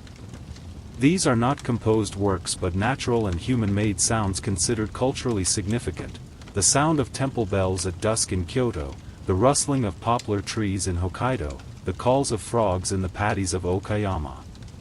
These soundscapes are preserved and honored, not as noise, but as heritage. It is a national acknowledgement that listening, real, deep listening, is part of being Japanese. Shinji once visited Sowa Taisha, one of Japan's oldest shrines, during the Onbashira festival. The crowd was loud during the processions, cheers, drums, chanting. But then, at night, after the ceremonies, the silence returned. He sat near the riverbank and listened. The water. The distant owl. The creak of the ancient torii gate in the wind. And in that moment, he recalled a phrase from his teacher. Silence is the place where sound rests. And sound is the soul of silence in motion. This reverence extends into the home. In traditional Japanese houses, floors creak not because of poor construction, but because they're meant to. A creaking floorboard signals presence. A screen sliding open announces movement. A kettle whistling is a summons, not a background hum. Even in modern apartments, where space is limited and technology abounds, there remains a cultural mindfulness about noise. Neighbors in dense urban settings rarely complain, but they also rarely intrude. TVs are kept low. Phones on silent. Headphones on. Not out of fear, but out of courtesy. It is the recognition that someone else may be listening to something deeper than sound. In traditional storytelling, rakugo, the performer sits alone on a stage with only a fan and a cloth, changing voices to create entire worlds. The punchlines are often quiet, the characters subtle. But what makes rakugo work isn't just the story. It's the pacing, the pauses between lines, the silences that shape the mood. As Shinji once noted in a lecture, a joke that doesn't land is one that's been rushed. In Japan, we don't force laughter. We let it arrive. Back on the forest path, Shinji paused again. The woodpecker had gone silent. Now there was only wind and the rustle of falling leaves. He closed his eyes. And in that silence, he didn't just hear less. He heard more. The years. The people he'd loved. The music of conversations long past. The sound of his mother making miso soup. The echo of his wife's laughter through paper walls. All of it, stored in silence. Waiting to be heard. To listen is to let the world in. To be silent is to let it speak.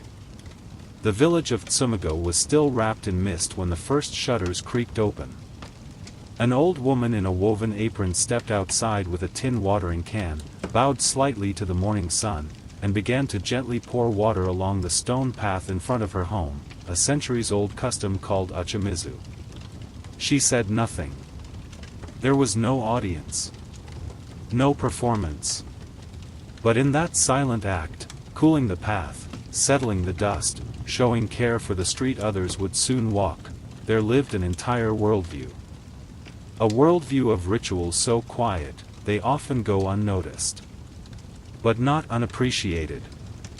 In Japan, daily life is shaped by rhythms so subtle, so seamlessly woven into habit, that their sacredness is often overlooked.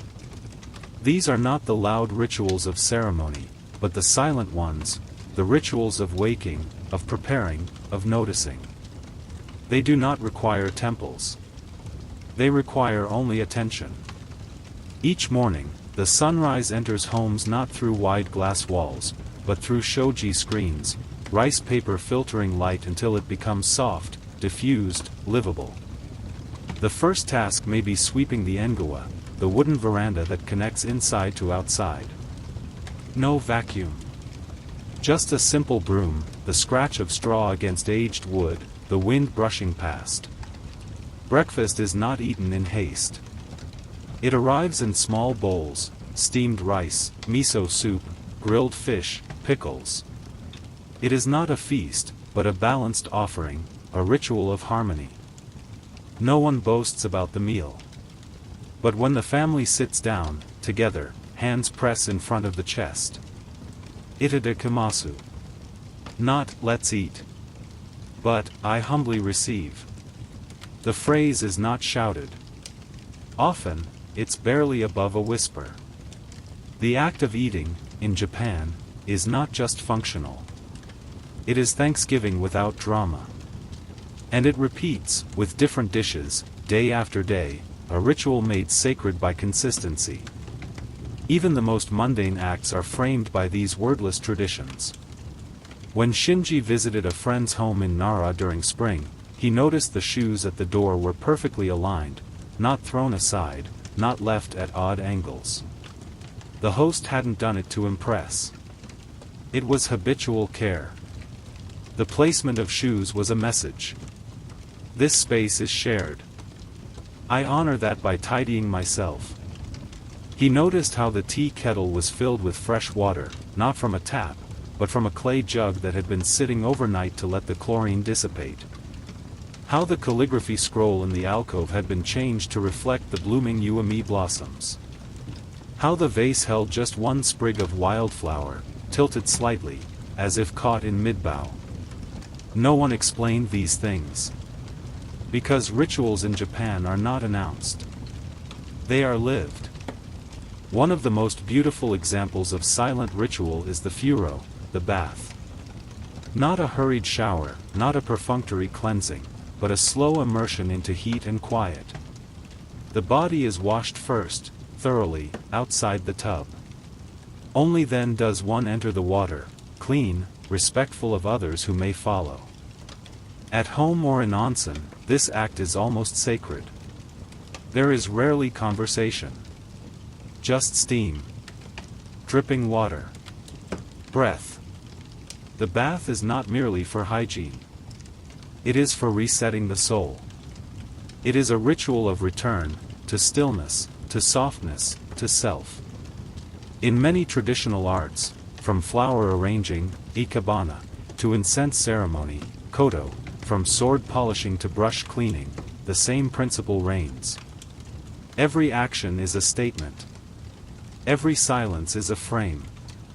When a tea master wipes a bowl during Shinoyu, the motion is not rushed. It is practiced, precise, humble. When a craftsman sharpens a blade, he does not talk.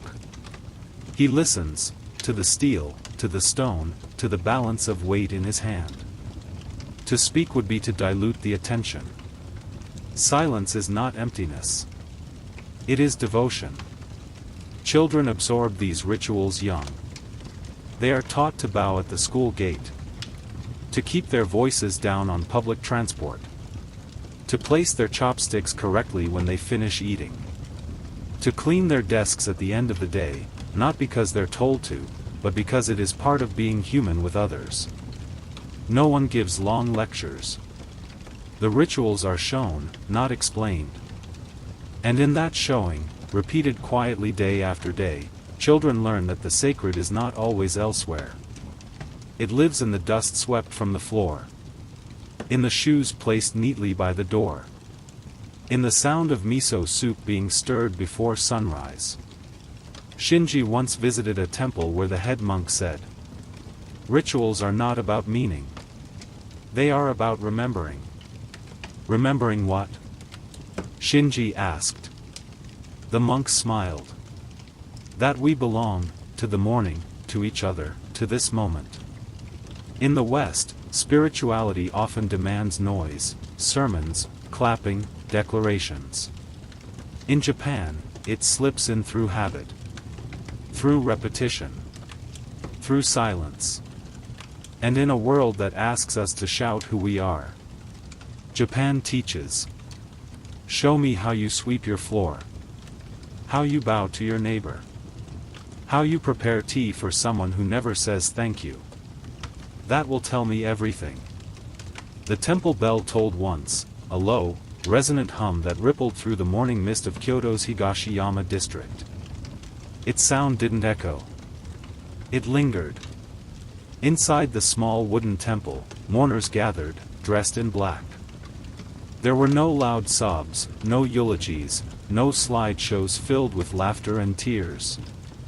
Just a quiet line of bowed heads and the scent of burning osenko, thin sticks of incense rising in spirals of white into the still air. At the front, the deceased's photograph rested on a lacquered altar, a gentle-faced woman in her 70s, her hair graying but eyes bright. A single camellia had been placed beside her picture. The room was hushed, not because grief had nothing to say, but because it had too much, and the only honest way to say it was through silence. In Japan, death is not met with declarations, but with deference. While Western funerals often center on storytelling, shared laughter, and a final attempt to celebrate the life of the departed, Japanese funerals lean into the gravity of absence, and the understanding that what we lose cannot be named, only acknowledged. It is not that the Japanese grieve less. They simply grieve differently. They do so with quiet hands, lowered eyes, and rituals that speak more than the tongue ever could. A traditional Japanese funeral, or soshiki, is carefully structured. The body is washed, dressed in white, and placed in a coffin alongside cherished items, a favorite book, a pair of eyeglasses, sometimes chopsticks, sometimes letters never sent. Family members bow in turns, offer incense, and often remain silent throughout. There is no need to speak what everyone already feels. The silence becomes a shared language of loss. At the cremation, family members pick up the bones, not the ashes, using long chopsticks. One by one, they place the remains into the urn. It is a task done with reverence, without haste. No words. Just trembling hands, passing memory into eternity. Shinji remembered the funeral of his father. He was only 20 at the time, newly enrolled in university.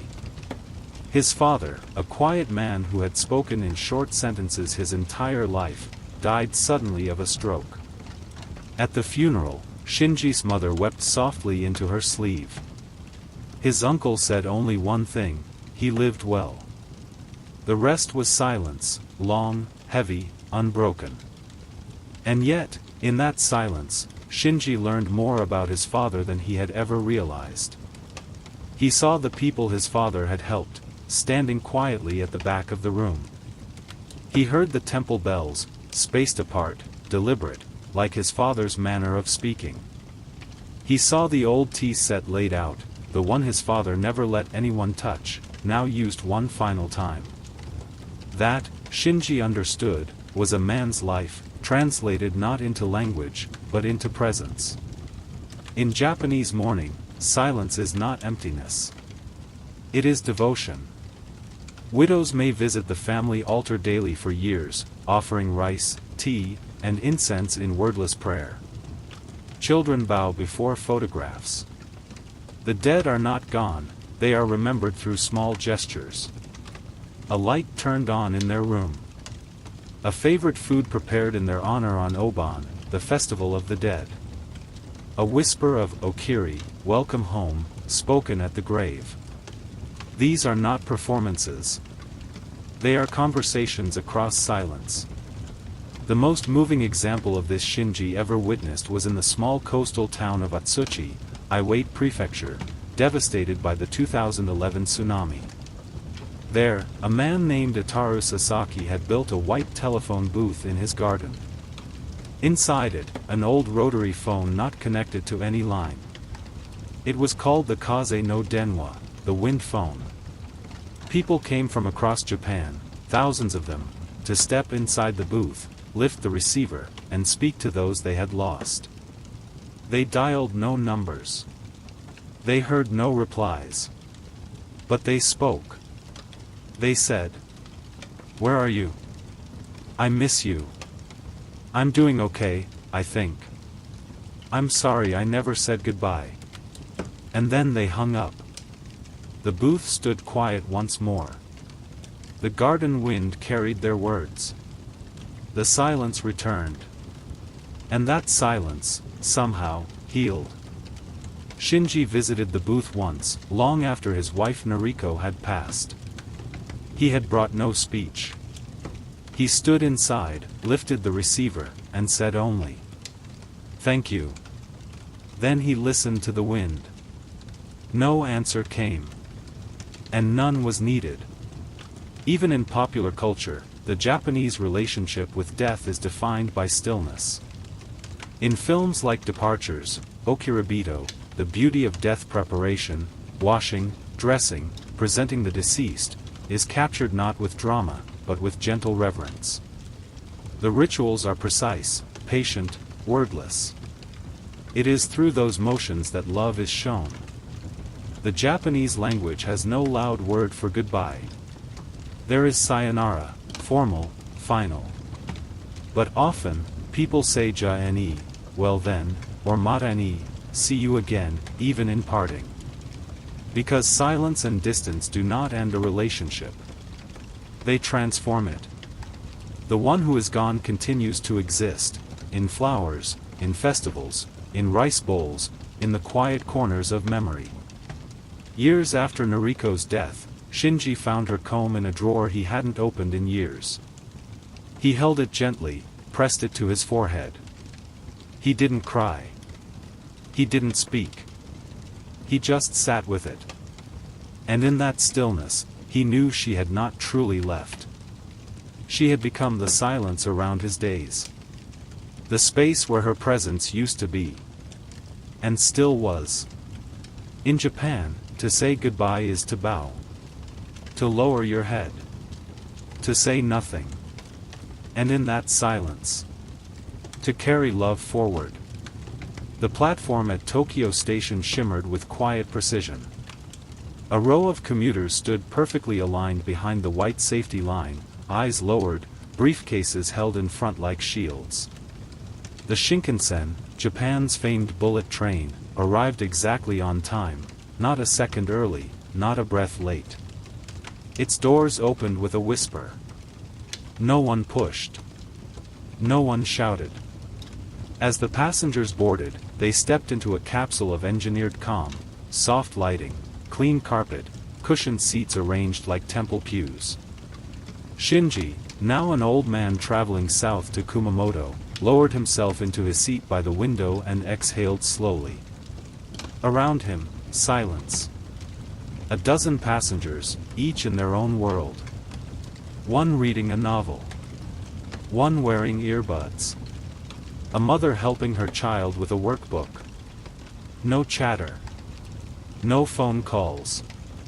No laughter rising above a whisper. It was not silence by necessity. It was silence by choice, a shared, unspoken agreement to respect space, presence, and peace. In Japan, public silence is a kind of social art. Not forced, not awkward, but cultivated. It governs trains, elevators, lobbies, escalators, sidewalks, waiting rooms. It forms the acoustic architecture of daily life. And it begins with one principle. Your presence is not only your own. Where Western cities often celebrate expressiveness, loud conversations, street performances, spontaneous calls across a subway car, Japanese public life leans toward collective restraint. Here, silence is not repression. It is empathy. You are not alone. Therefore, you lower your voice. You are surrounded. Therefore, you step softly. Even in moments of tension, a bump in a crowded train, an awkward gaze in a department store, words are rarely exchanged. Apologies are conveyed with a bow, a hand gesture, or nothing more than a tilt of the head. This is not avoidance. It is the language of dignity, of refusing to escalate what can be soothed through stillness. Elevators are perhaps the purest example of this. The moment the doors close, a bubble of silence descends. Strangers avoid eye contact. The only sound may be the mechanical voice announcing floors. No one speaks unless absolutely necessary. If a conversation was happening before the elevator, it is often paused until after it ends. Why? Because in that tiny vertical room, there is nowhere else to go, not just physically, but orally. To speak is to claim space. To remain silent is to share it. For many foreigners, this kind of silence can be jarring, even oppressive. The instinct is to fill the void, to initiate small talk, to inject ease into the perceived discomfort. But in Japan, silence is not discomfort. It is trust. Trust that we do not need to fill the air between us with sound to prove we are real, or kind, or alive. We are simply here. Together. That is enough. Shinji once recalled a moment from his early 20s, when he had first begun commuting daily from Yokohama to Shibuya. It was rush hour. Trains packed like sealed boxes of breath and fabric. He had boarded with a book in hand, only to be swept into a crush of strangers, shoulder to shoulder, barely able to move. And yet, no one raised their voice. There was coughing, of course. The hum of the train. But no complaints. No sighs of frustration. Just the stillness of endurance, thousands of individuals agreeing silently to share discomfort without conflict. And then, when the train reached its stop, a gentle choreography began, a tap on the shoulder, a bow, a step aside. A tide parting without a single word. In urban cafes, tables are often spaced just far enough apart to preserve a margin of personal quiet. Patrons speak softly, never across the room. Laptops click. Pages turn. Tea is stirred, not clinked. In libraries, silence is so deeply assumed that signs are rarely necessary. In waiting rooms, phones are silenced not because of rules, but out of respect for the man next to you quietly holding his stomach. The elderly woman watching the door. Even in temples crowded with tourists, there is a strange and beautiful hush that seems to settle naturally. As if the presence of ancient stone commands the absence of noise. In the countryside, the silence is different. It's not socially curated, it's elemental. On a narrow lane in Nara Prefecture, Shinji once stood watching deer graze by the roadside. A pair of schoolgirls walked past him, giggling quietly behind their hands, their laughter as light as wind through pine. They glanced at him, bowed slightly, and continued on, not asking for attention, not bursting into speech. Just passing, like the morning itself. Japan's deep public silence does not mean it lacks joy, conversation, or connection. In bars, in homes, in festivals, noise blooms. Laughter rises. Voices sing karaoke until dawn. But even there, a sense of boundaried expression exists. You know when to speak. And, just as importantly, you know when not to. A visiting American once asked Shinji, "Isn't it hard? All this holding back?" Shinji smiled. Is a pond holding back when it reflects the moon? In Japanese public life, silence is not retreat. It is alignment. With others. With place. With moment. It is the understanding that we all move through space together. And the quieter we are, the more deeply we can hear one another. In the heart of Tokyo's Marunouchi district, a sleek glass office tower rose into the sky like a blade of ice. Inside, a negotiation room buzzed with muted formality. Shinji, now working as a cultural liaison between a Japanese firm and its new American partners, sat quietly at the polished table, flanked by a row of stone-faced Japanese executives. Across from them, the Americans, energetic, articulate, full of slides and bullet points, filled the room with words.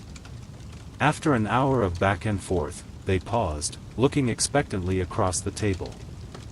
The Japanese executive said nothing. 5 seconds. 10. 15. Then, at last, the senior executive of the Japanese side, a man in his 60s with silver-streaked hair and unreadable eyes, adjusted his glasses, folded his hands, and said quietly, "It is interesting." And nothing more. The meeting ended soon after, with bows and exchanged business cards. The Americans walked out baffled. Wait, was that a yes? Shinji didn't answer immediately. He smiled. That, he said, was the beginning of an answer. In Japan, we don't rush to speak. Especially when we're thinking. When East meets West, especially in the realms of business, diplomacy, and daily interaction, the silence of Japan often becomes the loudest point of tension. To Western ears, silence is ambiguous at best and disapproval at worst. A lack of reaction reads as disinterest. A delayed reply feels like resistance. A neutral expression becomes a wall. But in Japan, silence is often respect, reflection, and relational awareness. It's not the void between thoughts, it's the soil from which the most considered thoughts grow. One of the most misunderstood aspects of Japanese communication is my ambiguity. In the West, ambiguity is something to be avoided. Precision is praised. Certainty is strength. But in Japanese culture, ambiguity can be a form of grace. It is the willingness to leave space for interpretation, to avoid pinning someone down, to soften the edge of disagreement. Phrases like "Chado muzukashi desu ni," that might be a little difficult. "Mao sukashi kangit imo to daho ka." May I think about it a bit more? "So iu koto mo aramasu ni," that can happen, too. Are not evasions. They are gentle refusals, or cautious acceptances, or carefully balanced hesitations. A flat no is rare. Not because it's forbidden, but because directness can wound. And silence, or a softened phrase, is a way to preserve relationship even in conflict. Westerners often interpret this as frustrating. How do I know what they really mean? The answer, to a Japanese mind, is simple. Listen to what isn't said. Watch the pause. Feel the air. The Japanese word kuki o yomu, reading the air, is essential to this process. It's an intuitive skill developed from childhood, sensing unspoken mood, context, dynamics. In a meeting, a Japanese colleague might hesitate before offering an opinion, not because they lack one, but because they are scanning the air. Is it the right time? Will this cause disruption? Has the leader signaled approval? The Western value of speaking up is admirable, but in Japan, knowing when to remain silent is often the greater show of emotional intelligence. Shinji had once interpreted at a diplomatic dinner between a Western ambassador and a senior Japanese cabinet advisor. The ambassador, eager to move the conversation toward a sensitive agreement, asked directly, "So, do we have your support or not?" The Japanese official smiled, nodded slowly, and replied, "We value this relationship very much." The ambassador leaned toward Shinji. Did he just say yes? Shinji, years into his craft, answered honestly. He said what he needed to say. Let's allow that to be enough for now. Even in education, the cultural divide shows. Western classrooms often reward the assertive student, the one who raises their hand, challenges ideas, leads discussions. But in Japan, the quiet student is not assumed to be disengaged. They may be listening deeply, processing, observing the flow of hierarchy and group mood. To speak too much, especially without invitation, may come off as arrogant. There is strength in restraint. And intelligence in silence. In relationships, too, the divide manifests. An American partner might grow anxious at a Japanese loved one's silences. "Tell me what you're thinking," they might plead. "Don't shut me out." But for many Japanese, silence is the language of intimacy. The need to fill every space with talk may feel intrusive, even performative. A shared moment of tea, a walk through the park without words, these can say more than hours of conversation. And the phrase, "Daijoubu da yo," it's okay, spoken softly, followed by silence, can be the most heartfelt declaration of comfort in the world. Shinji once reflected on his first serious romantic relationship, with a woman named Imiko. She had rarely spoken at length, rarely declared her feelings. But she had once woken early to prepare his lunch during exam week, wrapping it carefully, tying a note inside that said nothing but his name and the word "Ganbat, do your best." When he found the note, he sat under a tree and cried. She had never said, "I love you." She hadn't needed to. In translation, silence is the hardest word. You can't carry it between languages in a suitcase. You must carry it in your skin, in your presence, in the way you learn to read beyond words. Japan's silence challenges Westerners to slow down, to feel nuance, to accept that truth does not always declare itself. And sometimes, to understand each other, we must listen without demanding answers. To translate a culture, we must first translate its silences. And to do that, we must let go of the need to always understand. We must learn to be still. The hotel room in Kyoto was nearly bare.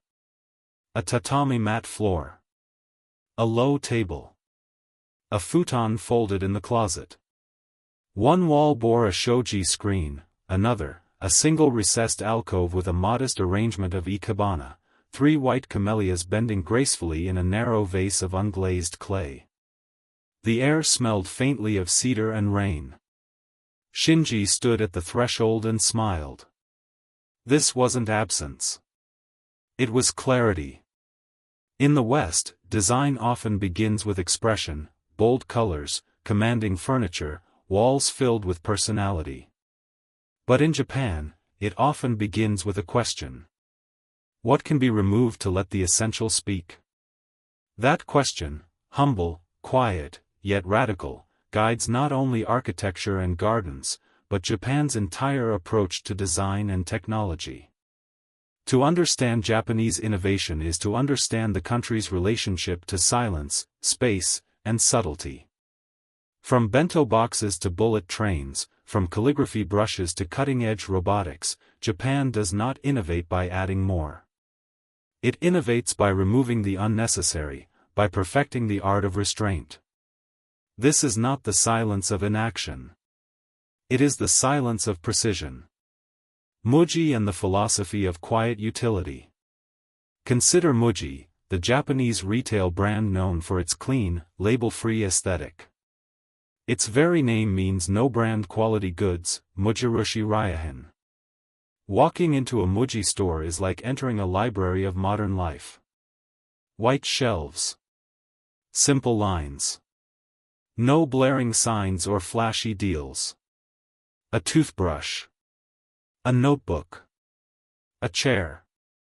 Each product speaks softly, through form and function, not logos. The company's philosophy is rooted in Kanso, simplicity. Not minimalism as aesthetic, but as ethics. Every item must justify its existence not through novelty, but through necessity.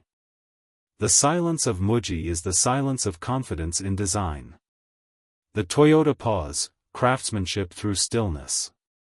In Japanese manufacturing, silence isn't just a design principle. It's a procedural one. At Toyota, the famed Toyota production system embraces a concept called jidoka, allowing machines to stop themselves when a problem occurs.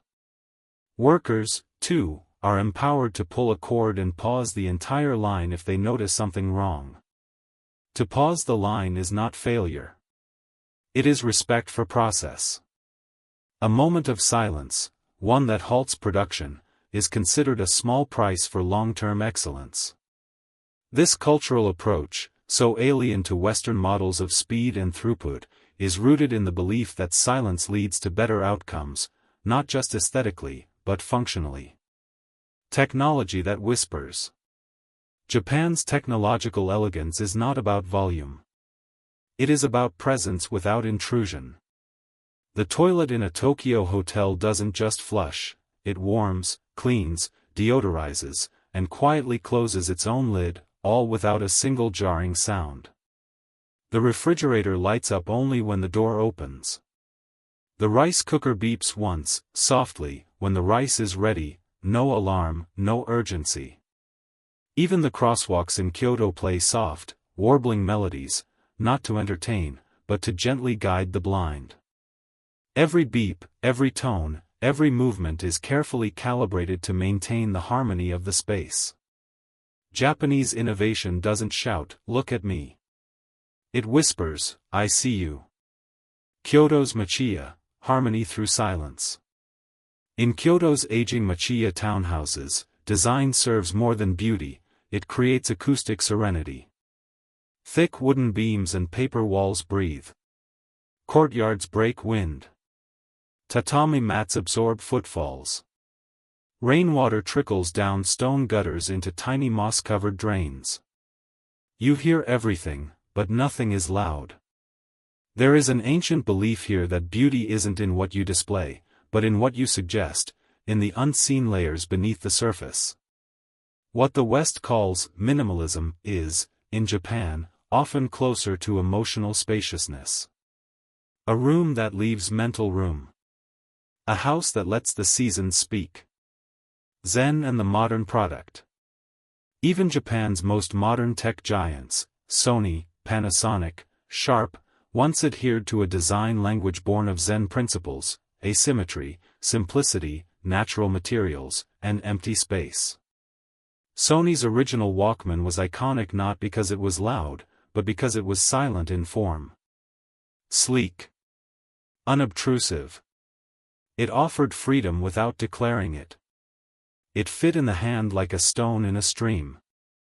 More recently, tech companies in Japan have begun creating robotic caregivers for the elderly, not with flashy humanoid faces, but with round, soft forms and gentle voices that comfort without demanding interaction. These machines, too, are built on silence, technology that offers presence without pressure. The aesthetic of absence. One of the most famous architects in modern Japan, Tadao Ando, builds with concrete, cold, bare, almost brutalist. And yet his buildings feel sacred. Why? Because they are designed with light and silence in mind. A long corridor with no windows. A square of sky framed by walls. A chapel where the only decoration is the sunlight falling through a cross-shaped gap. His architecture teaches the viewer to be still. To notice shadows. To see silence not as something to overcome, but as something to enter. Shinji once visited one of Ando's early works, the Church of the Light in Ibaraki. He entered expecting awe. What he found was something deeper. He sat on a wooden bench and looked at the cross of light cut into the wall. No stained glass. No altar. Just concrete, sunlight, and silence. And in that silence, he felt not absence, but invitation. To look inward. To breathe. To listen. Japan teaches that innovation does not always roar. Sometimes, it is the soft closing of a door. The perfect click of a pen. The light that turns on when you enter the room. And off when you leave, without a sound. In silence, things do not announce their worth. They allow you to discover it. The sun was setting behind the hills of Arashiyama. Golden light filtered through the leaves of the maple trees, casting long, trembling shadows across the stone path that led to the old temple where Shinji had first begun his journey, not as a monk or scholar, but as a quiet observer of his own country's heart. Now, in his final years, he returned not to speak, but to sit. He placed his walking stick beside him and folded his hands in his lap. The temple bell had not rung in hours, and the air held that sacred stillness that comes only at dusk, when the day releases its breath, and the night does not yet demand its voice.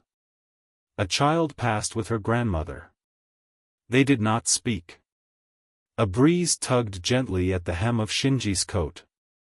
He smiled. This silence, was the language he had spent his life learning. And it had taught him everything. The Western world, in its pursuit of meaning, often turns to words. We are raised to believe that if something is important, it must be said, spoken, shouted, shared. But Japan reminds us. What is most sacred cannot be said. It can only be shown. Or felt. Silence, in Japanese culture, is not the absence of expression. It is expression refined. It is the deliberate choice to honor space, time, others, and ourselves. It is not emptiness. It is presence, in its purest form. What does Japanese silence teach the world? It teaches that restraint is not weakness. That pausing does not mean indecision. That a bow, a glance, a breath can say more than paragraphs. That understanding often lives not in articulation, but in empathy. It teaches that we don't need to fill every gap in conversation. That relationships are not built only on exchange, but on attunement. That grief can sit quietly beside us, and still be heard.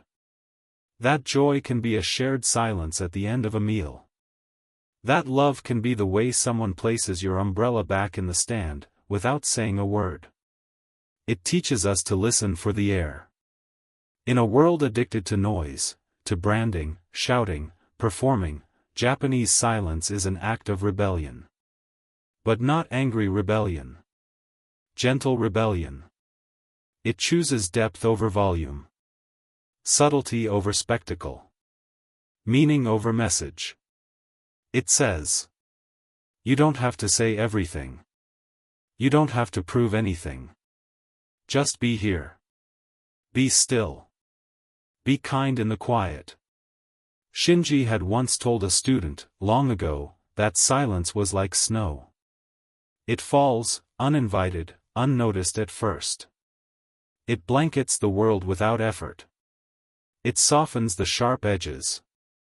And when you walk through it, your footsteps become the only sound, a reminder that you are here, now, and that your presence leaves a mark, even if you never speak. As night fell, the cicadas gave way to the gentle chirping of crickets. Somewhere in the distance, a bamboo wind chime swayed, one soft note, then silence again. Shinji rose slowly, bowed once to the empty garden, and began his walk home. Not a farewell. Not a conclusion. Just the next movement in a conversation he'd never stopped having with the world. A conversation held in silence. Why is silence a language in Japan? Because it does what language dreams of doing. It connects. It consoles. It heals. It honors. It endures. In the quiet heart of a shrine. In the bowed head of a craftsman. In the unspoken tenderness between generations. Silence is never empty. It is full of everything that matters.